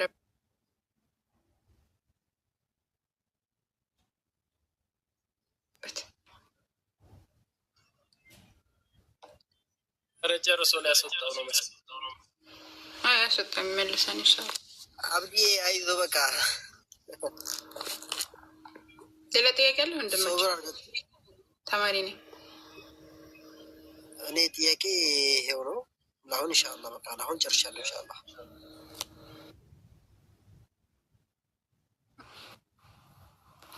ለምን ታባት አደርጉ? ታብ አድርጉ ጀማ።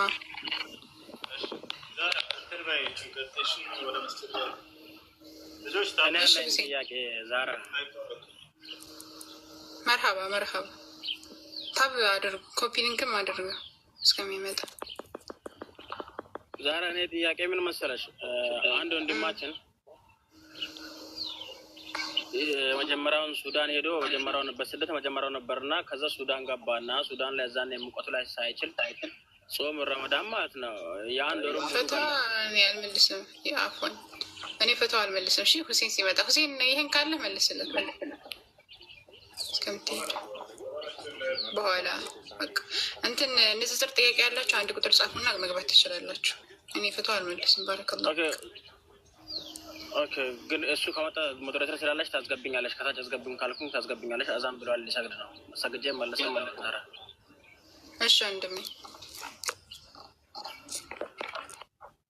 እሺ ጥያቄ እንትን ንጽጽር ጥያቄ ያላችሁ ብቻ ግቡ። እሺ ፈቷ አሁን ሁሴን የለም። ሁሴን ሲመልስ ስላችኋል። ንጽጽር ጥያቄ ያላችሁ የትኛውም ሙስሊም ክርስቲያንም መግባት ይችላል። መጠየቅም መጠየቅም የሚፈልግ ክርስቲያኖች መግባት ትችላላችሁ።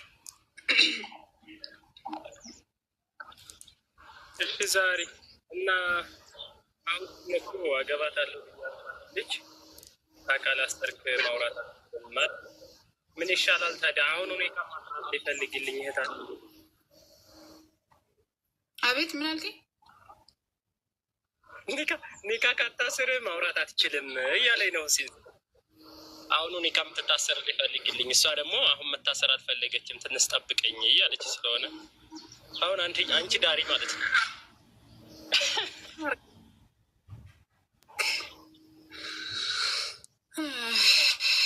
ቀልድ ነው የምችኝ። እኔ ሚስት ፈለግ ይመስላል። ስታይ አጃይብ እኮ ነው። አለምሴን ረት አለ እንግዲህ ነው። እሺ ጥያቄ ያላችሁ ግቡ። አላህ ሰብርኒ ሰብርኒ ሰብርኒ اللهم صبرني صبرك وصبر جميل አለ። እሺ ኢቲዝ ቀጥል።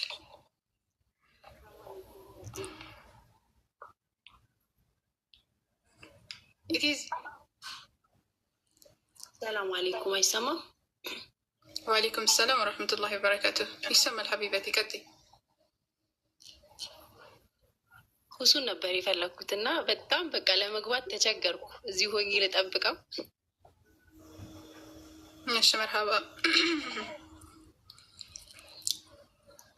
ጥያቄ እንትን ንጽጽር ጥያቄ ያላችሁ ብቻ ግቡ። ባረከላሁ ፊኩም። ንጽጽር ጥያቄ ያላችሁ አንድ ቁጥር ጻፉና ትገባላችሁ።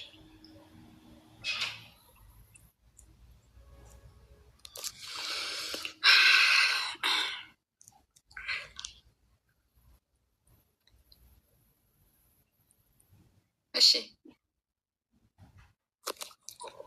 ንጽጽር ጥያቄ ከሌላችሁ በቃ እንማማራለን። ወይ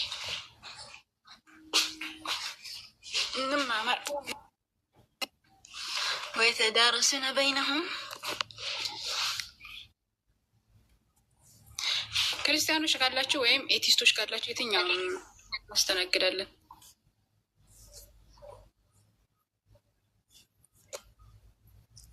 ባረከላሁ ፊኩም ወፊኩም።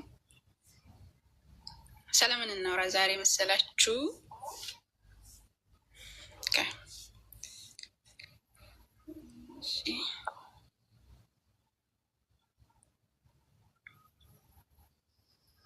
ሰላምን እናውራ እስኪ እናንተ ምረጡ።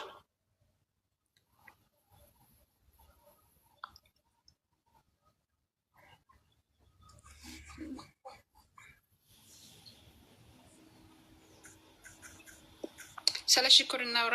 ስለ ምስጋና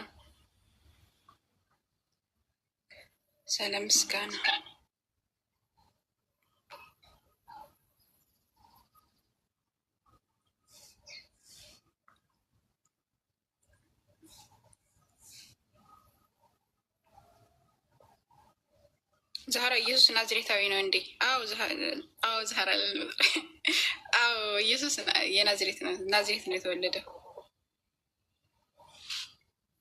ናዝሬታዊ ነው።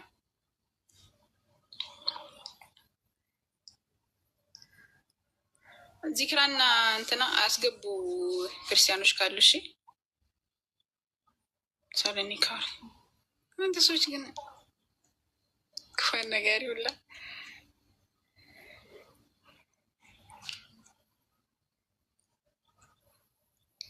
እሺ ጥያቄ ያላችሁ ግቡ።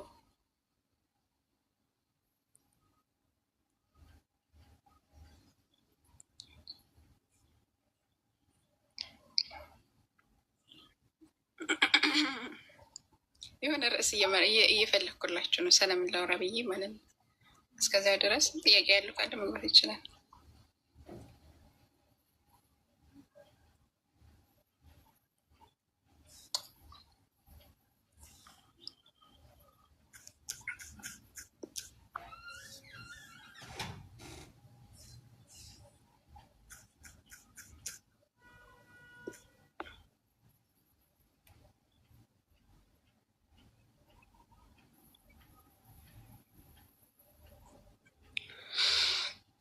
ولي الذين آمنوا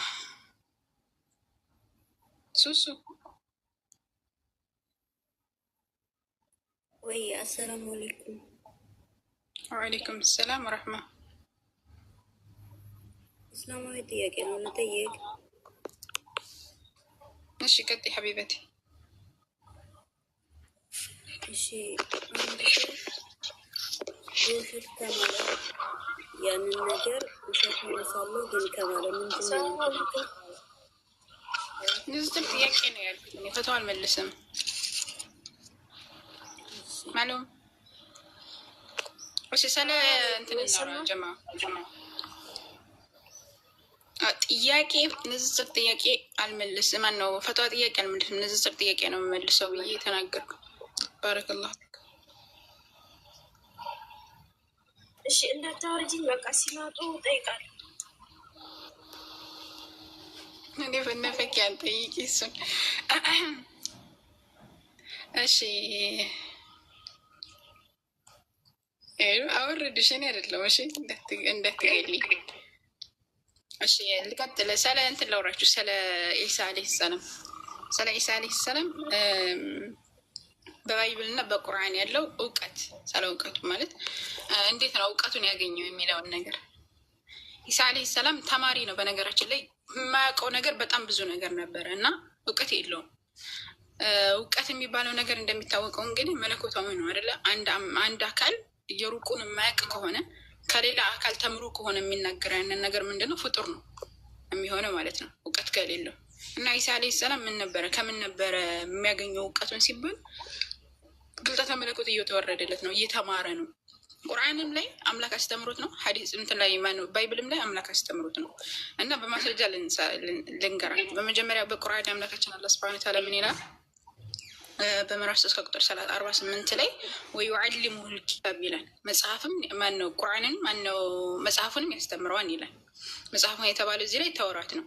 ወልሂክማ እንደዚሁም ደግሞ ጥበብንም ያስተምረዋን ይላል። ወተውራት ወን እንጂልንና ተውራትንም እንደዚሁ ያስተምረዋን እያለ ይናገራል። እና ኢሳ ዓለይሂ ሰላም ምን ተብሎ ነው ያለውን እውቀት የሚያውቀው? ተምሮ ነው እንጂ ከራሱ የሆነ እውቀት የለውም። ጠይብ እውቀትን የሚያገኘው ከአምላኩ ተምሮ ነው። ይህንን ደግሞ በባይብል ስትመለከቱ ዮሐንስ ወንጌል ምዕራፍ 9 ቁጥር 28 ላይ አባቴ እንዳስተማረኝ እነዚህን እናገር ዘንድ እንጂ ከራሴ እንዳችል አድርግ በዚያን ቀን እንደማላደርግ በዚያን ቀን ታውቃላችሁ እያለ ይናገራል። እና አባቴ እንዳስተማረኝ ስለዚህ ኢየሱስ ክርስቶስ ማንኛውንም እውቀት ያገኘው ከማን ነው? ከአባቱ አስተምሮት ነው። አባቱ ባያስተምረው ኖሮ ምንድነው እውቀት አልነበረውም። ለዛ ነው እንትኖች አይሁዶች ራሱ ዮሐንስ ወንጌል ምዕራፍ 7 ቁጥር 15-17 ላይ አይሁድም ይህ ሰው ሳይማር መጽሐፍን እንዴት ያውቃል ይላሉ። ሳይማር መጽሐፍን እንዴት ያውቃል ብለው ይደነቁ ነበር። ስለዚህ ኢየሱስ መለሰ እንዲህም አላቸው፣ ትምህርቴስ አለ ከላከኝ ነው እንጂ ከኔ አይደለም። በቃ ከላከኝ ነው የሰማሁኝ የምናገረው ከላከኝ ነው እንጂ ከኔ አይደለም እያለ ይናገር። ትምህርቴ ከላከኝ ነው እንጂ ከኔ አይደለም። ፈቃዱን ሊያደርግ የሚወድ ቢኖር እርሱ ትምህርት ከእግዚአብሔር ቢሆን ወይም ከኔ ከራሴ የምናገር ቢሆን ያውቃል። ከእግዚአብሔር ነው የመጣው ወይስ ከራሴ ከኔ የተናገርኩት የሚለውን ነገር ያውቃል። ምን የሚያደርግ እግዚአብሔርን የሚከተለው ወይም ደግሞ አምላክ እንደላከው ወይስ አላከውም የሚለውን ነገር ለማወቅ ይረዳን ይህንን ነገር እያለ ያስቀምጣል ማለት ነው። እና ኢየሱስ ክርስቶስ አምላኩ ያስተማረውን ነገር ነው የሚያውቀው። ኢሳያስ ደግሞ የትንቢተ ኢሳያስ ላይ ምን ይላል? ምዕራፍ 11 ቁጥር 2 ላይ እግዚአብሔር መንፈስ ጥበብና የማስተዋል መንፈስ፣ የምክርና የኃይል መንፈስ፣ የእውቀትና የእግዚአብሔርን መፍራት መንፈስ ያርፍበታል እያለ ይናገር። የእውቀትና እግዚአብሔርን መፍራት መንፈስ እንግዲህ እውቀትን ከየት ነው ያገኘው? ከአምላኩ ነው ያገኘው እንጂ የራሱ የሆነ ምን የለውም፣ እውቀት የለውም። እና ራሱ እውቀት የሌለውን አካል ከሌላ አካል ተምሮ የሚያስተምረን አካል እንዴት ነው የምታመልኩ ክርስቲያኖች? ማለት እውቀት ከሌለው እንዴት አምላክ ሊባል ይችላል? እንደውም ሉቃስ ወንጌል ምዕራፍ 7 ቁጥር 39 የተጣራው ፈሪሳዊን አይቶ ይህስ ነቢይ ቢሆን እንጂ የምትዳሰሰውን ሴት ማን እንደሆነች እንዴት አድርጎ ባወቀ ነበር እያለ ይናገራል። እና ነቢይ ከሆነ አንድ አካል ስለዛች ሴትዮ ስለምትዳሰሰው ሴትዮ ከበኋላ መታ ኢየሱስ ክርስቶስ እንዳሳው ነበር እና ነቢይ ነው ይሄንን የሚያውቀው እያሉ ነው የሚሉት። እና በጊዜው የነበሩ ሰዎች እውቀቱን ራሱ ከአምላክ እንደመጣ ሲረዱ ምንድነው ነቢይ ቢሆን ይሄ ሰው ነቢይ ስለሆነ ከአምላክ የመጣን እውቀት ወይም ደግሞ ስለ አንድ ነገር እውቀት የሚያውቀው እያሉ ይናገሩ ነበር። እና እንዴት ነው ክርስቲያኖች አምላክ ብላችሁ የያዛችሁት? ከአምላኩ እየሰማ ከአምላኩ እየተማረ እውቀት ካልነበረ ወደ ነበረበት የመጣን አካል እንዴት ነው የምታመልኩት የሚል ጥያቄ እንጠይቃለን። እንዴት ነው ፍጡር የምታመልኩት? እንዴት ነው ነቢይ የምታመልኩት? አምላካችን አላህ ሱብሃነሁ ወተዓላ በሱረቱል መርየም ላይ ምንድን ነው የሚለው? ቃለ ኢኒ አዕቡዱላህ እኔ አላህ ባሪያ ነኝ፣ አታኒል ኪታብ መጽሐፍም ሰጡኛል፣ ወጀዐለኒ ነቢያል ነቢይም አድርጎኛል አለ። እና ነቢይ እንዴት ነው የምትከተሉት? ነቢይ እንዴት ነው የምታመልኩት? ማለት አምልኮ ሊፈጸምለት የሚገባው ያንን ነቢይ ያስነሳው አምላክ ሆኖ ሳለ እናንተ ለምንድን ነው ኢየሱስ ክርስቶስ የምታመልኩት? ኢየሱስ ክርስቶስ ነቢይ እንደሆነ በጣም ብዙ ቦታዎች ላይ ተናግሯል።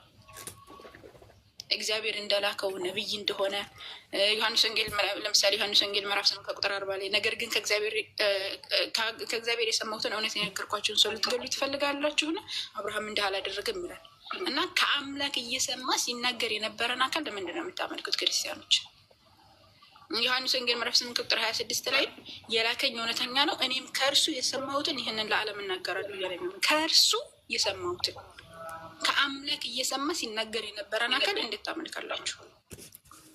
ዮሐንስ ወንጌል ምዕራፍ 12 ቁጥር 49 ላይም እኔ ከራሴ አልተናገርኩምና ነገር ግን የላከኝ አብ እርሱ የምለውንና የምናገረውን ትእዛዝ ሰጠኝ ነው የሚለው። በቃ ትእዛዙ ያኔ ከአምላክ እየሰማ ሲናገር የነበረ አካል ነው፣ ፍጡር ነው፣ ኢየሱስ ክርስቶስ ነው። የምትሰሙት ቃል የኔ ሳይሆን የላከኝ አብ ነው እንጂ የኔ አይደለም እያለ ይናገራል። ዮሐንስ ወንጌል ምዕራፍ 14 ቁጥር 24 ላይ የምትሰሙት ቃል የላከኝ አብ ነው እንጂ የኔ አይደለም ይላል። ዮሐንስ ወንጌል ምዕራፍ 5 ቁጥር 30 ደግሞ እስከ 32 ላይ ስታነቡት እኔ ከራሴ አንዳች ላደርግ አይቻለኝም፣ እንደ ሰማው እፈርዳለሁ፣ ፍርድም ቅን ነው፣ የላከኝ ፍቃድን እንጂ ፍቃድ እንጂ ፍቃድን አልሻምንም። እኔ ስለራሴ ስለኔ በመሰከር ምስክረው እውነት አይደለም። ስለኔ የሚመሰክረው ሌላ ነው። እርሱ ስለኔ የሚመሰክረው ምስክርነት እውነት እንደሆነ አውቃለኋል። እኔ ከራሴ አንዳች ላደርገው ይቻላል። እኔ ሰምቼ ነው የምናገረው ካለ አንድ አካል እንዴት ነው ያን አካል የሚመለከው? እንደዛ ከሆነ ለምንድን ነው እነ ሙሴን የምታመልኳቸው? እነዚህ አካላቶች የሚመለኩ ከሆነ ማለት ነው። እና ፍጡር መመለክ የለበትም። መመለክ ያለበት ማን ነው? ሰማያትና ምድርን ያለ ቢጤ ያስገኙ አንዱና ብቸኛው አምላክ ነው መመለክ ያለበት። ኢየሱስ ክርስቶስ ነብይ ነው። ኢየሱስ ክርስቶስ ያኔ ትምህርቱ እያንዳንዱ የሚላክለት ትምህርቱ ከላከው እንደሆነ ከአምላኩ እየተቀበለ እንደሚያስቀምጥ ዮሐንስ ወንጌል ምዕራፍ 7 ቁጥር 16 ላይ ለምሳሌ። ስለዚህ ኢየሱስ መለሰ እንዲህም አላቸው፣ ትምህርቴስ ከላከኝ ነው እንጂ ከኔ አይደለም። ፈቃዱን ሊያደርግ የሚወድ ቢኖር ኑሮ እርሱ ይህ ትምህርት ከአምላክ ወይም ደግሞ ከእግዚአብሔር እንደሆነ ያውቅ ነበራል። እና ከአምላክ እየሰማ ከፈጣሪው እየሰማ የሚናገርን ሰው አታምልኩ፣ ፍጡር አታምልኩ። ፍጡር ሊመለክ አይገባውም። ኢየሱስ ክርስቶስ የአምላኩ ባሪያ ነው። ባሪያ እንደሆነ በጣም ብዙ ቦታዎች ላይ ይናገራል። ያስተማራቸው አስተምሮትም ምዕራፍ 5 ሱረቱል ማኢዳ ላይ አምላካችን አላህ ሱብሓነሁ ወተዓላ እንደነገረ ምዕራፍ 5 ቁጥር 117 ላይ ማቁልቱ ለሁም እኔ አላልኳቸውም አልነገርኳቸውም ኢላ ማእመርተኒ ቢህ አንተ ያዘዝከኝን ንግግር አንተ ያዘዝከኝ መለኮታዊ ራእይ ቢሆን እንጂ አን ያዕቡዱላህ ረቢ ወረበኩም ጌታዬንና ጌታችሁን አምልኩ በማለት ቢሆን እንጂ ሌላን አላልኳቸውም እያለ ነው የሚያስቀምጠው። እና ኢየሱስ ክርስቶስ ያስተማረው ዋና አስተምሮ ይሄ ነው። ማቁልቱ ለሁም ኢላ ማእመርተኒ ቢህ አንተ ያዘዝከኝን ብቻ ነው ያዘዝኳቸዋል። ያን ደግሞ ምንድነው? አን ያዕቡዱላህ አላህን ተገዙ፣ ረቢ ወረበኩም የኔንም ጌታ የእናንተንም ጌታ። ወይም ስለዚህ ኢየሱስ ክርስቶስ አምላኩን ሲገዛ የነበረ ፍጡር ነው። አንዱን አምላክ በብቸኝነት ሲገዛ የነበረ ሰው ነው። ሰው ሊመለክ አይገባውም። ሊመለክ የሚገባው ማን ነው ከተባለ አንዱ አምላክ ሰማያትና ምድርን ያለ ቢጤ ያስገኘው አምላክ ነው ሊመለክ የሚገባው። እና እርሱን በብቸኝነት ተገዙ ትድናላችሁ። ድህነት የሚገኘው እሱ እንዳሉ የዮሐንስ ወንጌል ምዕራፍ 17 ቁጥር 3 ላይ እንደተናገረው የዘላለም ሕይወትን ለማግኘት አንድ ሰው ምንድነው ማድረግ ያለበት? እውነተኛ አምላክ ብቻ ይሆን ከአንተን የላከውን ክርስቶስ ያውቁ ዘንድ ይህች የዘላለም ሕይወት ናት አለ። አንድ ሰው የዘላለም ሕይወት ማግኘት ከፈለገ ምን ማድረግ አለበት? አንዱን አምላክ በብቸኝነት መገዛት አለበት። ኢየሱስ ክርስቶስ ደግሞ ባሪያ ሰው ብሎ መቀበል መቻል አለበት ነው። ኢሳያስ ላይ ኢየሱስ ክርስቶስ ባሪያ መሆኑን ነው የሚያስቀምጥለት። ትንቢተ ኢሳያስ ምዕራፍ 42 ቁጥር 1 ላይ እነሆ ደግፌ ያዝኩት ባሪያ ያለ ባሪያ ይመለክም የባሪያዎች አምላክ ነው ሊመለክ የሚገባው። እነሆ ደግፌ ያዝኩት ባሪያ ነፍሴ ደስ ተሰኘችበት ምርጤ በእርሱ ላይ መንፈሴን አድርጋለሁ እርሱ ለአሕዛብ ፍርድን ያወጣል እያለ ይናገራል። እና ኢየሱስ ክርስቶስ ምንድነው? ባሪያ ነው። የሐዋርያት ሥራ ምዕራፍ 13 ቁጥር 23 ላይ ይህን ይላል፣ ከዚህም ሰው ዘር እግዚአብሔር እንደሰፋው ቃል የእስራኤል መድኃኒት እርሱን ኢየሱስን አመጣ ይላል። እያንዳንዱ ነገር ኢየሱስ ክርስቶስ የሚሰራቸው ነገራቶች ተሰጥቶት ነው። ያልተሰጠው ምንም ነገር የለም በነገራችን ላይ። ስለዚህ ባሪያ አታምልኩ፣ ባሪያ አይመለክም።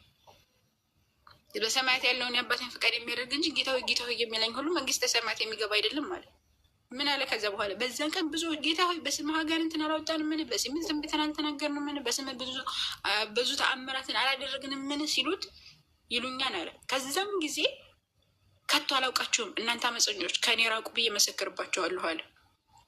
ለምን ሲባል ጌታ ኢየሱስ ክርስቶስን በሱም ተአምር እንሰራለን በሱም ጌታ እንላለን የምትሉ በአጠቃላይ ይህን የሚሉ ማን ነው? ክርስቲያን ነው። ሁሉም ክርስቲያን ይህንን ይላል። በሰማያት ያለውን የአባቴን ፈቃድ የሚያደርግኝ ጌታ ሆይ የሚልን ሁሉ መንግስተ ሰማያት የሚገባ አይደለም ማለት። በዛን ቀን ብዙዎች ጌታ ሆይ በስምህ ትንቢትን አልተናገርንም ምን፣ ትንቢት የሚናገረው ማን ነው? ክርስቲያን። በስምህ አጋንንትን አላወጣንም ምን፣ በስሙ አጋንንትን እናወጣለን የሚለው ክርስቲያን። በስምህ ብዙ ተአምራትን አላደረግንም ምን፣ ተአምራቶች እናደርጋለን የሚሉት ክርስቲያኖች ናቸው። ስለዚህ እነዚህ አካላቶች ምን አያደርጉ? በመንግስተ ሰማያት ከሁሉ ምንድን ነው የሚባለው? መንግስተ ሰማያትን አይገቡም ማለት አለቃቸውም ነው የሚላቸው። እንደ አለቃቸውም ከኔ ራቁ። ቁርአን ላይም አምላካችን አላህ ሱብሓነሁ ወተዓላ ባሪያ መሆኑን ነው የገለጸው። ሱረቱል ኒሳ ምዕራፍ 4 ከቁጥር 172 ላይ ለየስተንኪፈል መሲህ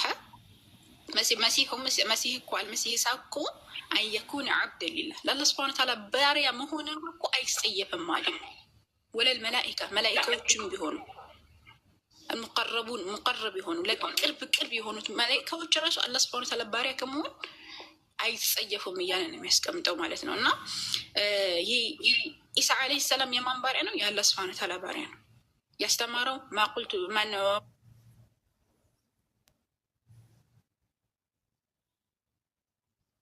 መሆኑን የሚያስቀምጠው አምላካችን አላህ ሱብሓነሁ ወተዓላ እንደነገረን መርየም ዓለይሂ ሰላም ጅብሪል መጥቶ ምን አላትኝ? ልጅን እንትን ያኔ ሲያበስራትኝ እንዴት ነው ለእኔ ሰው ያልነካ ሰው መንዘራም ሳልሆን እንዴት ነው ለእኔ ልጅ የሚኖረኝ ስትለው ምን አላትኝ? ረቢ አና የኩኑ ል ወለዱ ወለም የምሰስል በሸር እንዴት ነው ልጅ የሚኖረኝ ብላ ስትናገር ቃለ ከዛሊክ ላሁ የኹልቁ ማ የሻእ አላህ ሱብሓነሁ ወተዓላ የፈለገውን ይፈጥራል፣ የሚሻውን ይፈጥራል። ኢዛ ቀضى አምረን አንድን ነገር መፍጠር በሻ ጊዜ ፈኢነማ የቁሉ ለሁ ኩን ፈየኩን እሱ ምን ይለዋል? ሁን ይለዋል፣ ወዲያውኑ ይሆናል ይላል። ስለዚህ ኢሳ ዓለይሂ ሰላም ፍጡር ነው። ፍጡር አታምልኩ። ጠይብ አምላካችን አላህ ሱብሓነሁ ወተዓላ በጣም ብዙ ቦታዎች ላይ ኢሳ ዓለይሂ ሰላም ባሪያ፣ ሰው፣ ፍጡር መሆኑን ይገልጻል። ባይብልም ይሄንን ነው የሚያስቀምጠው። ባይብል ላይ ኢየሱስ ክርስቶስን መለኮት የሚያደርግ አንድ ጥቅስ የለም። በነገራችን ላይ እስኪ አንድ ጥቅስ አለ ኢሳ ዓለይሂ ሰላም እንደው አምላክ የሚያደርገው አንድ ጥቅስ አለ ካላችሁ ግቡና እስኪ እሱን የሚያስመልከው አንድ ጥቅስ እስቲ እሱ መለኮት እንደሆነ አይደለም እሱን ሊያስመልከው የሚችል አንድ ጥቅስ ካለ እስኪ አምጡ። ያልተሰጠውም እንደ አንድ ነገር ታውት ያልተሰጠውም አንድ ነገር ካለ እስኪ ስጡ። ህይወቱን ተሰጥቶ ነው፣ መሲህነቱን ተሰጥቶ ነው። መሲህ የተደረገው ራሱ በስጦታ ነው ያገኘው። ሁሉንም ነገር ተሰጥቶ ነው። ያልተሰጠው ምንም ነገር የለም። እያንዳንዱ ነገር ተአምራቶችን ተሰጥቶ ነው። እያንዳንዱ ነገር ተሰጥቶ ነው። ያልተሰጠው ምንም ነገር የለም። ከራሱ የሆነ ምንም ነገር ምንም ነገር የለውም ከራሱ ዘር ያለው ነው። ዝርያው ራሱ እኮ ወደ እንትና እኮ ነው የአብርሃም ልጅ ኢየሱስ ክርስቶስ የልደት መጽሐፍ እኮ ነው የሚላል ዮሐንስ ማን ማቴዎስ ወንጌል የዳዊት ልጅ የኢሳ ልጅ የማንትሴ ልጅ ያለ ነው የሚቀጥለው። ከዛ ዘሩ ወደ አዳም የሚጎተት ነው። የአዳም ልጅ ነው እንጂ የእግዚአብሔር ልጅ አይደለም። ከአዳም የተመዘዘ ነው ዘሩ ራሱ። እና እንዴት ነው ይሄን አምላክ ብላችሁ የምትቀበሉት? በመሲሁ ኢብኑ መርየም የመርየም ልጅ ኢሳ እኮ ለአምላካችን ለመሲህ እኮ ኢላ ረሱሉን ቀድ ኸለት አላህ ሱብሓነሁ ወተዓላ ያኔ መልእክተኛ አድርጎ የላከው ከመልእክተኞቹ ያኔ ካለፉት መልእክተኞች እንጂ ሌላ አይደለም ማለት ነው። ስለዚህ ይህን መልእክተኛ እንዴት ነው እናንተ የምታመልኩት?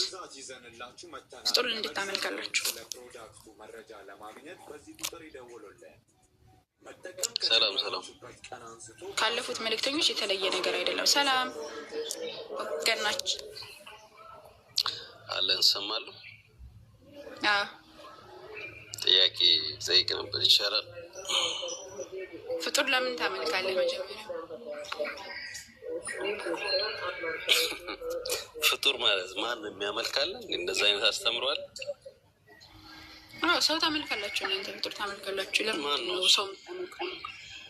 ክርስቲያኖች እኮ ማን ነው እሱ ሰው? ማን ነው? ኢሳ ኢየሱስ ክርስቶስ። ኢሳ ነው ወይስ ኢየሱስ?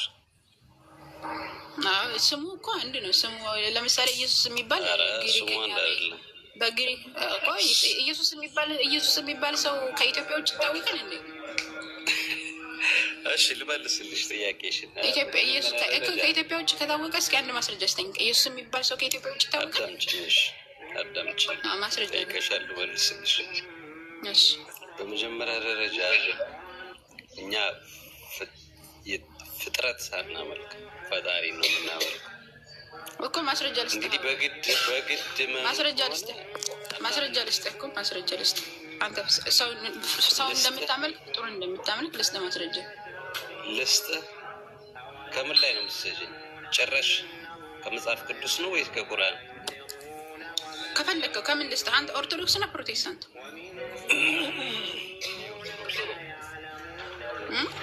አሁን ይኸውልሽ ባጭሩ አንድ ጥያቄ ልጠይቅሽ። ቆይ መጀመሪያ ፕሮቴስታንት እና ኦርቶዶክስ? ምክንያቱም አውቄ ላወራ ማለት እኔ ኦርቶዶክስ ነኝ። ኦርቶዶክስ ነህ? እሺ ሃይማኖት አበውን ትቀበላለህ? መጽሐፍ ቅዱስ ላይ እናውራ እኮ። ሃይማኖት አበውን ዶግማችን አዳምጪ። መነሻችን እኛ የሃይማኖት መመሪያችን ምክንያቱም መጽሐፍ ቅዱስ ልስጥ እሺ ዮሐን እንትና ምሳሌ 22 ትቀበላለህ? መጽሐፈ ምሳሌ ምዕራፍ 8 ቁጥር 22 እሺ እዛ ላይ ምዕራፍ 8 ከቁጥር 22 ላይ ሰለማን ነው የሚያወራው። ምን እንደሚለው አንብቢው። ተራሮች ሳይወለዱ እኔ ነበርኩ እያለ የሚናገረው እዛ ላይ እኮ። ሙሉን አንብቢው ከመጽሐፍ ሙሉ ገልጠሽ አንብቢው፣ ግልጭና አንብቢው እንደሚለው 8:22 መጽሐፈ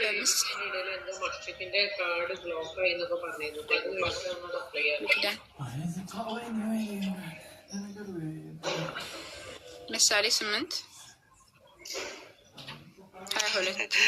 አሲያ ቤት አሁን ተሳርቦን የወጣው እኔ አልሳደብም። እኔ የራሳችሁን ነገር ነው ያልኩት። ኧረ ቆይ ተረጋጋ። አይ እዚህ ጋር አንድ ፓፓራዚ እየጻፈችውን እያዩ ነው። አይ ስርዓት ያዝ ስታወራ። እሺ ስርዓት ያዝ። እዚህ እንትን ጠግቤት ቀጥ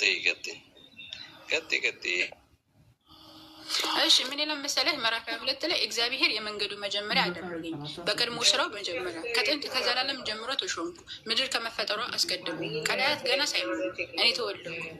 የውሃ ምንጮች ገና ሳይፈልቁ ተራሮች ገና ሳይመሰረቱ ከወራቶች በፊት እኔ ተወለድኩ። ምድሪቱ በሜዳውም ገና ሳይፈጠር የመጀመሪያው የዓለም አፈር ሰማዮች በዘረጋ ጊዜ አብሬ ነበርኩ። በቀላያት ፊት ክበብን በደነገገ ጊዜ እያለ ያስቀምጣል። እዚህ ላይ ሰለሞን ነው የሚያወራው። ኦኬ አዳምጪ። በመጀመሪያ ደረጃ እዚህ ላይ አሁን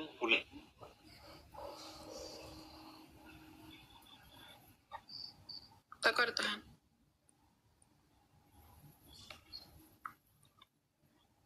ከኔ ነው እንደ የተቆረጠ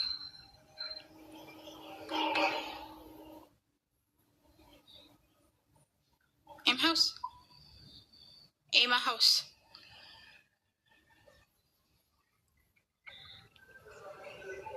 ከኔ ነው የሚሰማ አይሰማም? ከሱ ነው። ኦኬ እሺ። ሁሴን መጣ እንዴ?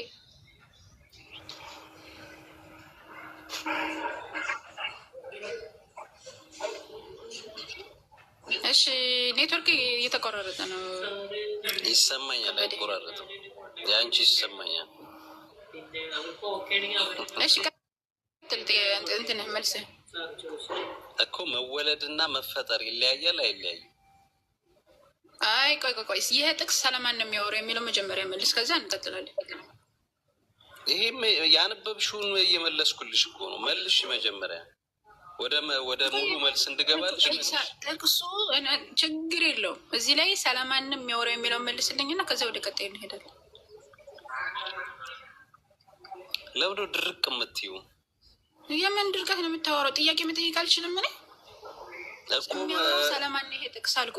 ጥያቄ የነበረው ይሄ ፈጠረኝና ወለደኝና አይደለም። ጥቅስ ጥቅሱ ዋና ጥያቄ ምንድን ነው?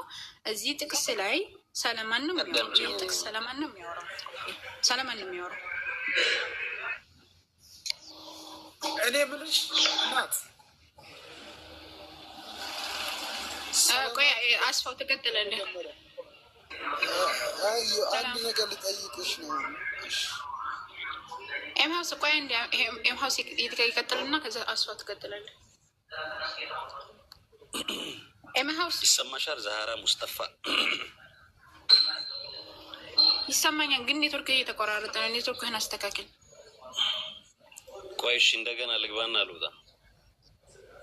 ልውጣና ልግባ ማለት እንትን አብር ነው ሳትወጣ እዚሁ ሆነ አብራውና ጥፋው ኔትወርክህን፣ ከዛ ይስተካከል። ውይ ወጣ። እሺ አስፋው ቀጥል። እና አሁን አላህ አንቺ የምታመልከው አላህ እውነተኛ አምላክ ነው ብለሽ ታስቢያለሽ ወይስ ታምኛለሽ? አንድ ነገር ልጠይቅሽ ከቅርታ ጋር። አንተ ሃይማኖት ምንድን ነው? ክርስቲያን ነህ? እኔ ክርስቲያን ነኝ። ኤማሀውስ ማነው? አስፋው ክርስቲያን ነኝ። ኦርቶዶክስ ነህ? ፕሮቴስታንት ነህ? ኦርቶዶክስ። ካቶሊክ ነህ? ኦርቶዶክስ። ሁሴን መጣ። እሺ ቀጥሉ። አይ ቀጥል። አንተ ከመጣ በቃ መልሽ። አስፋው ቀጥላ። ጥያቄህን ጠይቅ እንደገና። አላህ እውነተኛ አምላክ ነው ብለሽ ታስቢያለሽ? ታምኛለሽ ወይስ? አዎ እናምናለን። ጥያቄህ ምንድን ነው? እሺ ማስረጃ ከመጽሐፍ ቅዱስ አምጣል። ለምሳሌ እውነተኛ ከመጽሐፍ ቅዱስ ማስረጃ አለ?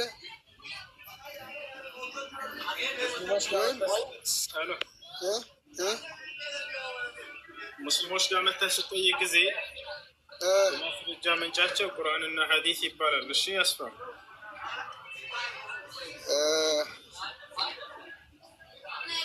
ይሰማል? አስፍዬ መስፍነት እሺ፣ አንደኛ እሱ ነው። ሁለተኛ ተስፋ ይሰማሃል?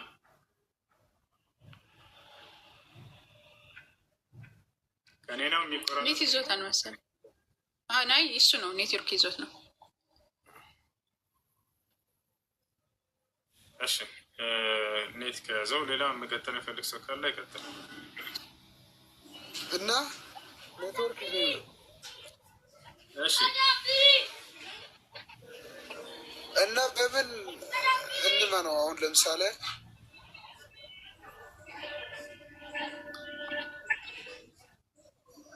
አላህ እውነተኛ አምላክ እንደሆነ በምንድን ነው ማመን የሚቻለው?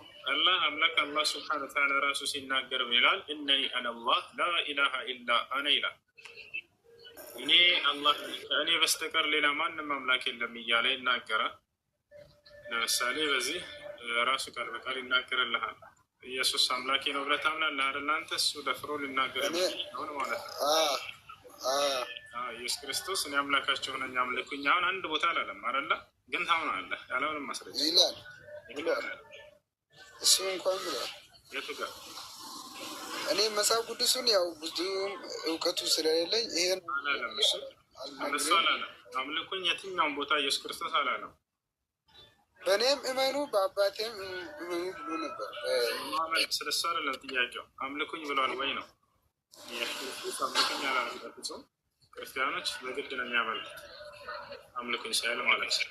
ይህን ጥያቄ ጠይቀህና መልስ ይነግረዋል። እሱ ኧረ በፍጹም አላለም ነው የሚለው። እንዳውም ኢየሱስ ለአምላኩ ይሰግድ ነበር፣ ለአምላኩ ይጸልይ ነበር፣ ለአምላኩ ይሰራው ነበር።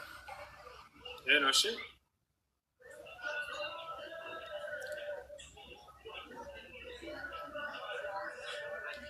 አስፋው እየተሰማኝ እና ይሄን ይመስላል። እና ኢየሱስ ክርስቶስ አምላክ እንዳለው ታውቃለህ አይደል? አስፋው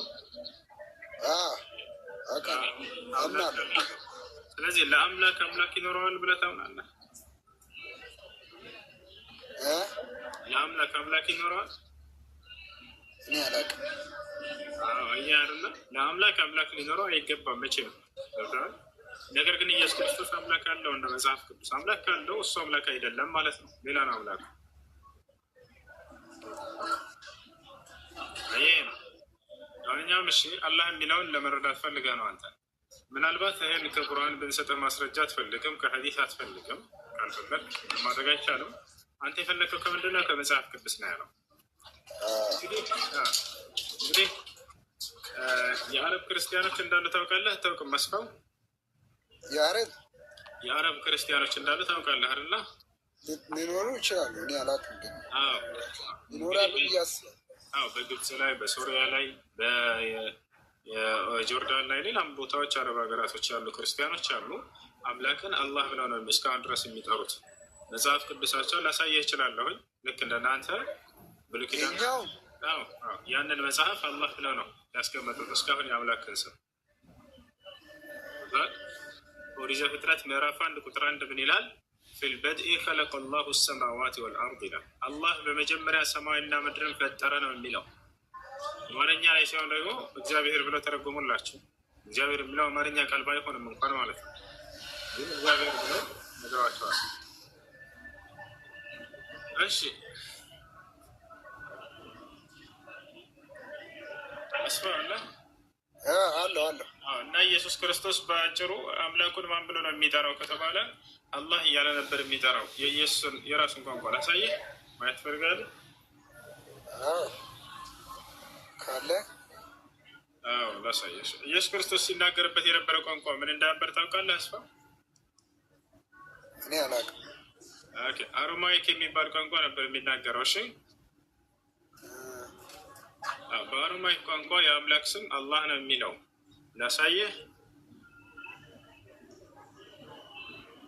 በአማርኛ ይጻፋል። በአሮማይክ የእሱ ቋንቋ የራሱ ቋንቋ አላህ ነው የሚለው። አላህ አላህ ብሎ ተቀምጧል።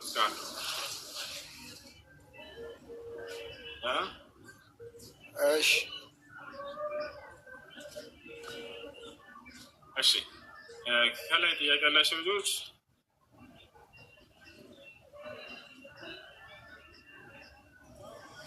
ሄሎ ሰላም አለይኩም ሁሱ። ወአለይኩም ሰላም። እስኪ ቁርአን ከቀራን ስንት ወር ሆነን? ባለ 15 ቀን አለፈና እስኪ ትንሽ ልቅራ። አንድ ጥያቄ ነበረኝ ሁሱ። እሺ ጥያቄሽ ምንድን ነው?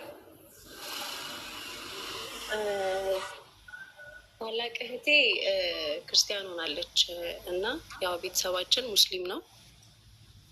አባቴን ሀጅ የማስደረግ ሀሳብ አላት እና ሀጁ እንዴት ይታያል ለአባቴ? ትችላለች ክርስቲያን መሆኗ? በባል ምክንያት ነው ክርስቲያን የሆነችው?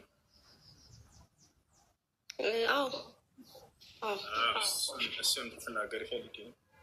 ሙስሊም ልጆች ክርስቲያን ሆኑ ከተባለ የሆነ ጓደኛ ፍቅረኛ ይይዛሉ። ከዚያ ሰልምልሻለህ ይላታል። ከዚያ በኋላ በቁጥጥሩ ስር ካስገባት በኋላ እንደ ታላቅ ስለማከብራት ትክክለኛ ምክንያቷን ቁጭ ብዬ ጠይቂያት አላውቅም።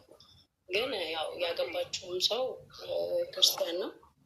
ግን ትክክለኛ ምክንያቷን ጠይቂያት አላውቅም። ወደ መልሱ ስንገባ ጊዜ ክርስቲያን ሰው ለሙስሊም ብር ቢሰጥ በዚያ በብር ሐጅ ወይንም ዑምራ ወይንም መስጂድ መስራት ምናምን የተለያዩ ለመልካም ነገር ማድረግ ይቻላል ወይ ከተባለ ገንዘቡን በቀጥታ ቢሰጠን የገንዘቡን ምንጭ እንመለከታለን። ከሐራም ምንጭ ከሆነ ያመጣው የዛኔ አንቀበለው። ለምሳሌ አስካሪ መጠጦችን ሽጦ ከሆነ የሰጠን አይቻልም። ገብታችኋል? ነገር ግን ሐላል የሆነ ስራ ከሆነ ሰርቶ ያመጣው የዛኔ ችግር የለውም። ኩፍሩ በራሱ ላይ ይሆናል። ገንዘቡ ግን የሐራም ገንዘብ አይደለም።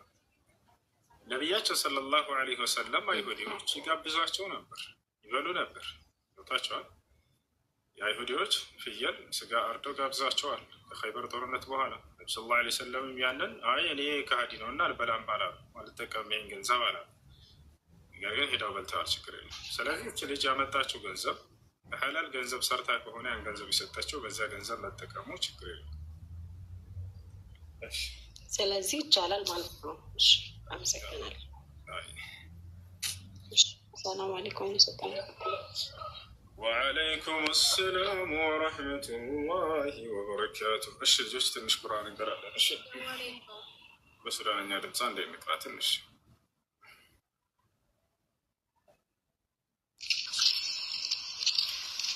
ቢስሚላሂ ረሕማኒ ረሒም ካፍሃ ያ ዐይን ሷድ ዚክሩ ረሕመቲ ረቢከ ዐብደሁ ዘከሪያ ኢዝ ናዳ ረበሁ ኒዳአን ኸፊያ ቃለ ረቢ ኢኒ ወሀነ አልዐዝሙ ሚኒ ወሽተዐለ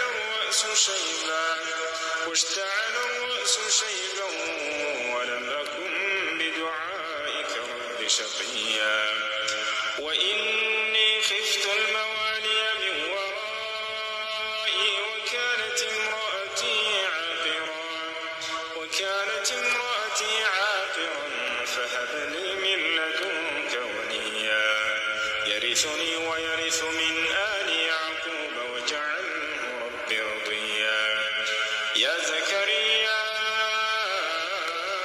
إنا نبشرك بغلام اسمه يحيى لم نجعل له من قبل سميا قال رب أنى يكون لي غلام وكانت امرأتي عاقرا وقد بلغت من الكبر عتيا قال كذلك قال ربك هو علي هين وقد خلقتك من قبل ولم تك شيئا قال رب اجعل لي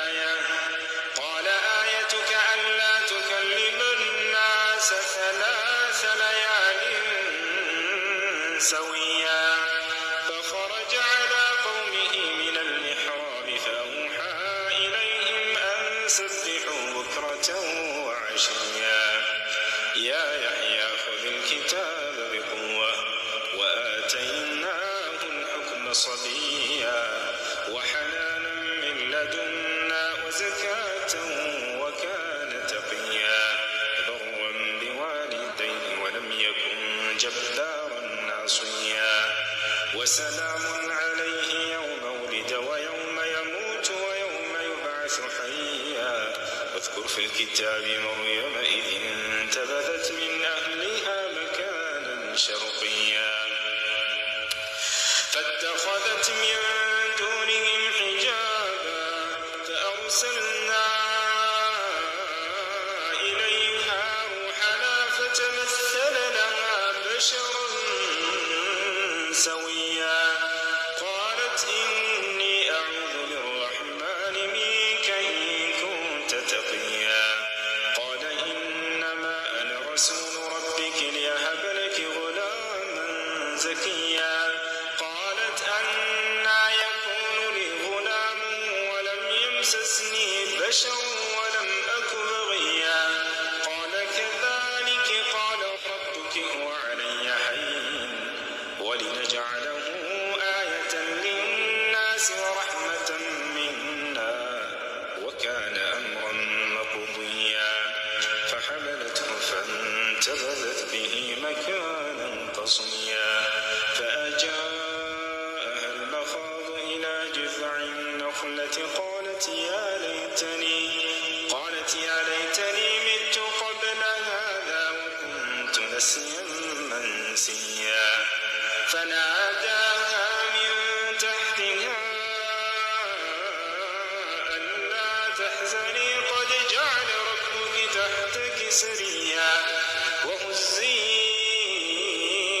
إليك بجذع النخلة تساقط عليك رطبا جنيا فكلي واشربي وقري عينا فإما ترين من البشر أحدا فقولي إني نذرت للرحمن صوما فلن أكلم اليوم إنسيا فأتت به قومها تحمله قالوا يا مريم لقد جئت شيئا فريا يا أخت هارون ما كان أبوك امرأ سوء وما كانت أمك بغيا فأشارت إليه قالوا كيف نكلم من كان في المهد صبيا قال إني عبد الله آتاني الكتاب وجعلني نبيا وجعلني مباركا أينما كنت وأوصاني بالصلاة والزكاة ما دمت حيا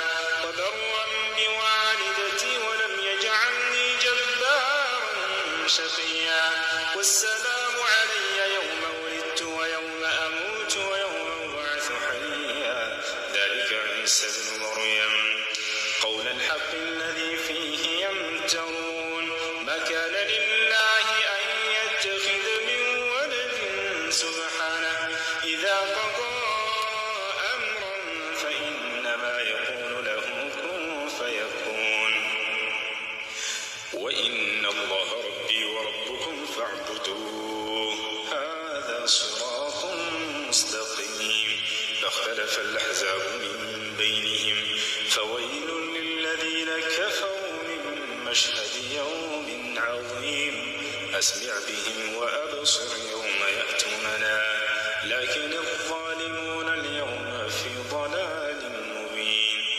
وأنذرهم يوم الحسرة إذ قضي الأمر وهم في غفلة وهم لا يؤمنون إنا نحن نرث الأرض ومن عليها وإلينا يرجعون واذكر في الكتاب إبراهيم إنه كان صديقا نبيا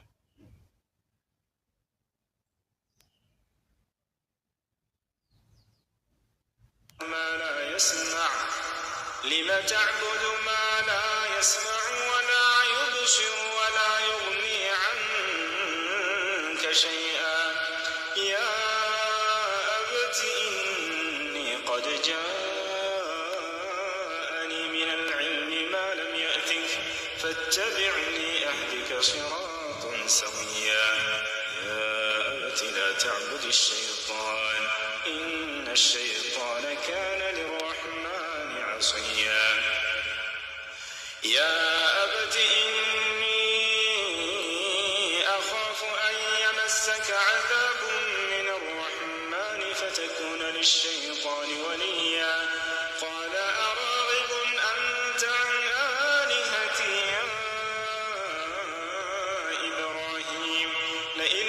تنته لأرجمنك واهجرني مليا. قال سلام عليك سأستغفر لك ربي إنه كان بي حفيا. وأعتزلكم وما تدعون من دون الله وأدعو ربي عسى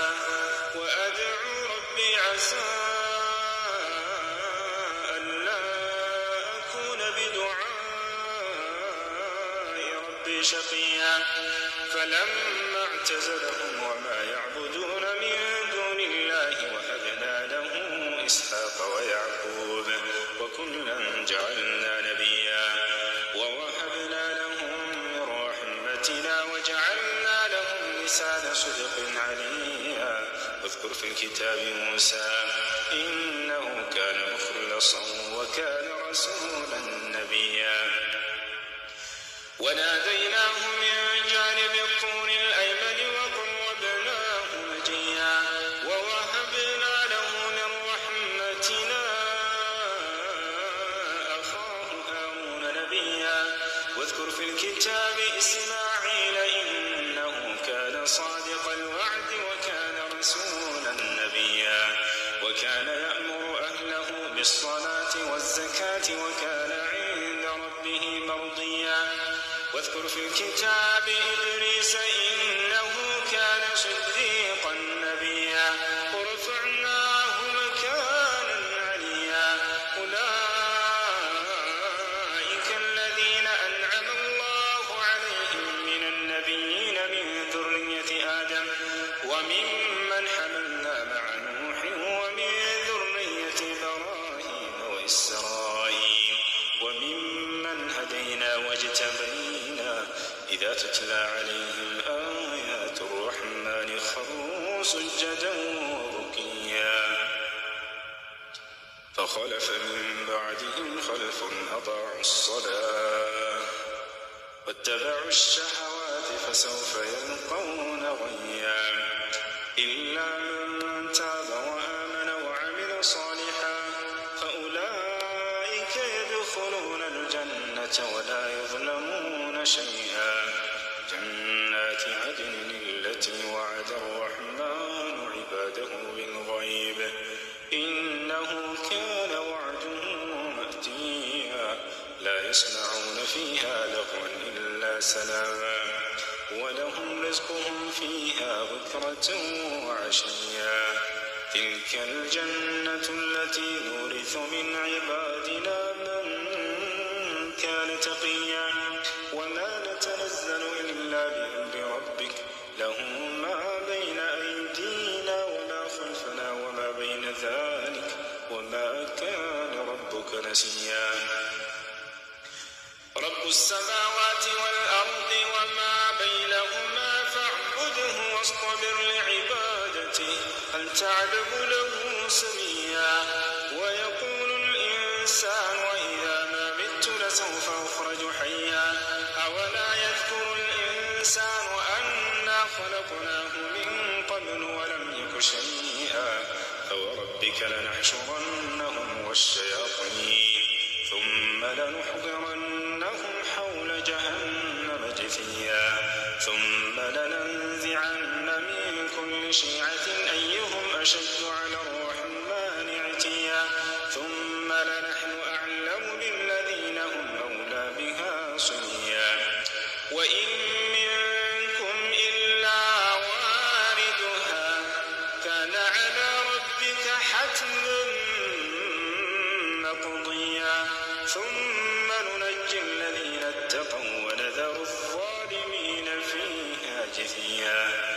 وإذا تتلى عليهم آياتنا بينات قال الذين كفروا للذين آمنوا أي الفريقين خير مقاما وأحسن نديا. وكم أهلكنا قبلهم من قرن هم أحسن أثاثا ورئيا. قل من كان في الضلالة فليمدد له الرحمن مدا حتى إذا رأوا ما يوعدون إما العذاب وإما الساعة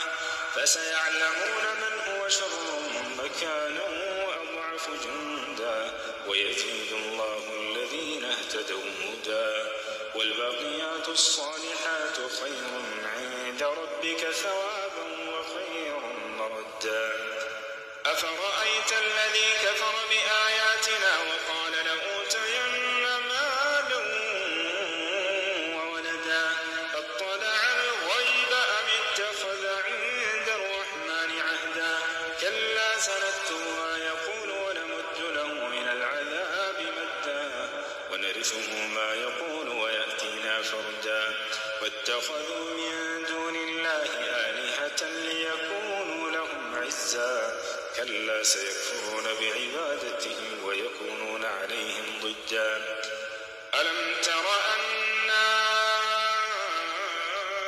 أرسلنا الشياطين على الكافرين تؤزهم مزا فلا تعجل عليهم إنما نعد لهم عدا يوم نحشر المتقين إلى الرحمن وفدا ونسوق المجرمين إلى جهنم وردا لا يملكون الشفاعة إلا من اتخذ عند الرحمن عهدا وقال اتخذ الرحمن ولدا لقد جئتم شيئا إدا تكاد السماوات يتفطرن منه وتنشق الأرض وتخر الجبال هدا أن دعوا للرحمن ولدا وما ينبغي للرحمن أن يتخذ ولدا إن كل من في السماوات والأرض إلا آتي الرحمن عبدا لقد أحصاهم وعدهم عدا وكلهم آتيه يوم القيامة فردا إن الذين آمنوا وعملوا الصالحات سيجعل لهم الرحمن ودا فإنما يسرناه بلسانك لتبشر به المتقين وتنذر به قوما لدا وكم أهلكنا قبلهم من قرن هل تحس منهم من أحد أو تسمع لهم ركزا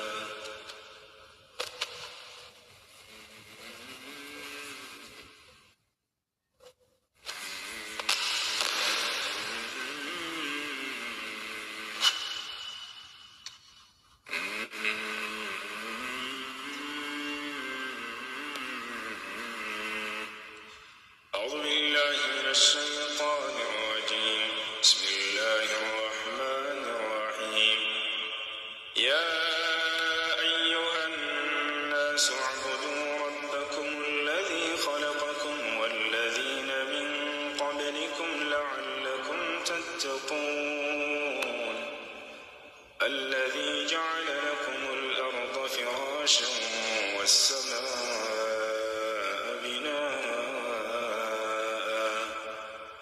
وأنزل من السماء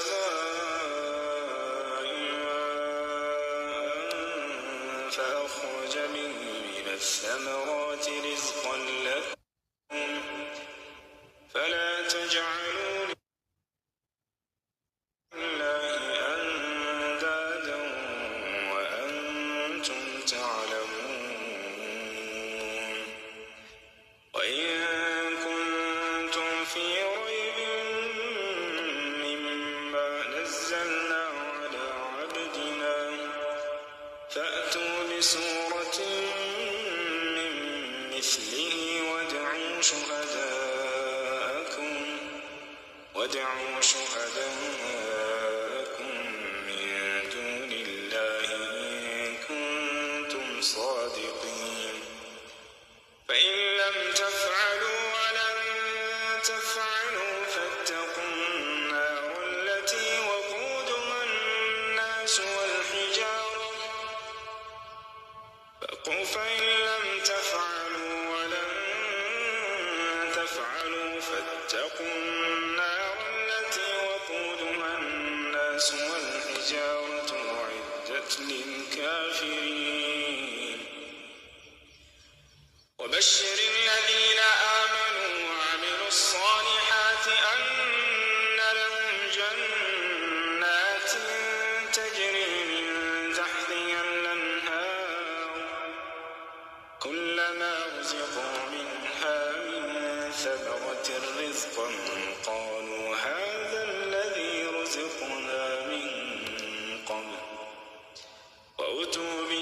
متشابها ولهم فيها أزواج مطهرة وهم فيها خالدون إن الله لا يستحيي أن يضرب مثلا ما بعوضة فما فوقها فأما الذين آمنوا فيعلمون أنه الحق من ربهم وأما الذين كفروا فيقولون ماذا أراد الله بهذا مثلا يضل به كثيرا ويهدي به كثيرا وما يضل به إلا الفاسقين الذين ينقضون عهد الله من بعد ميثاقه ويقطعون ما أمر الله به أن يوصل ويفسدون في الأرض أولئك هم الخاسرون كيف تكفرون بالله وكنتم أمواتا فأحياكم ثم يميتكم ثم يحييكم ثم إليه ترجعون هو الذي خلق لكم ما في الأرض جميعا ثم استوى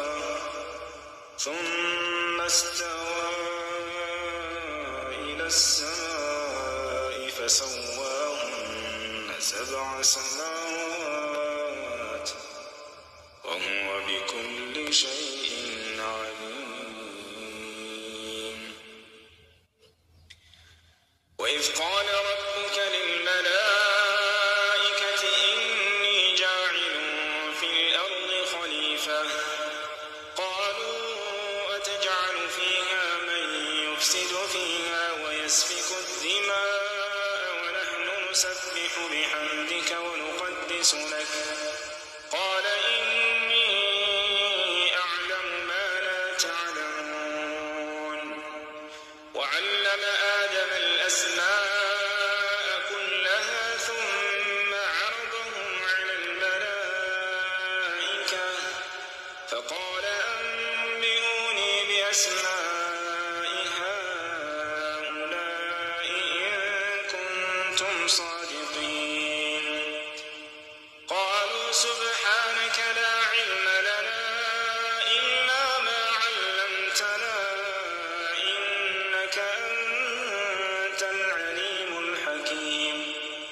قال يا آدم أنبئهم بأسمائهم فلما أنبأهم بأسمائهم قال ألم أقل لكم إني أعلم غيب السماوات والأرض وأعلم ما تبدون وما كنتم تكتمون وإذ قلنا للملائكة اسجدوا لآدم فسجدوا إلا إبليس أبى واستكبر وكان من الكافرين وقلنا يا آدم اسكن أنت وزوجك الجنة وكلا منها رغدا حيث شئتما ولا تقربا هذه الشجرة فتكونا من الظالمين فأزلهما الشيطان عنها فأخرجهما مما كانا فيه وقلنا اهبطوا بعضكم لبعض عدو ولكم في الأرض مستقر ومتاع إلى حين فتلقى آدم من ربه كلمات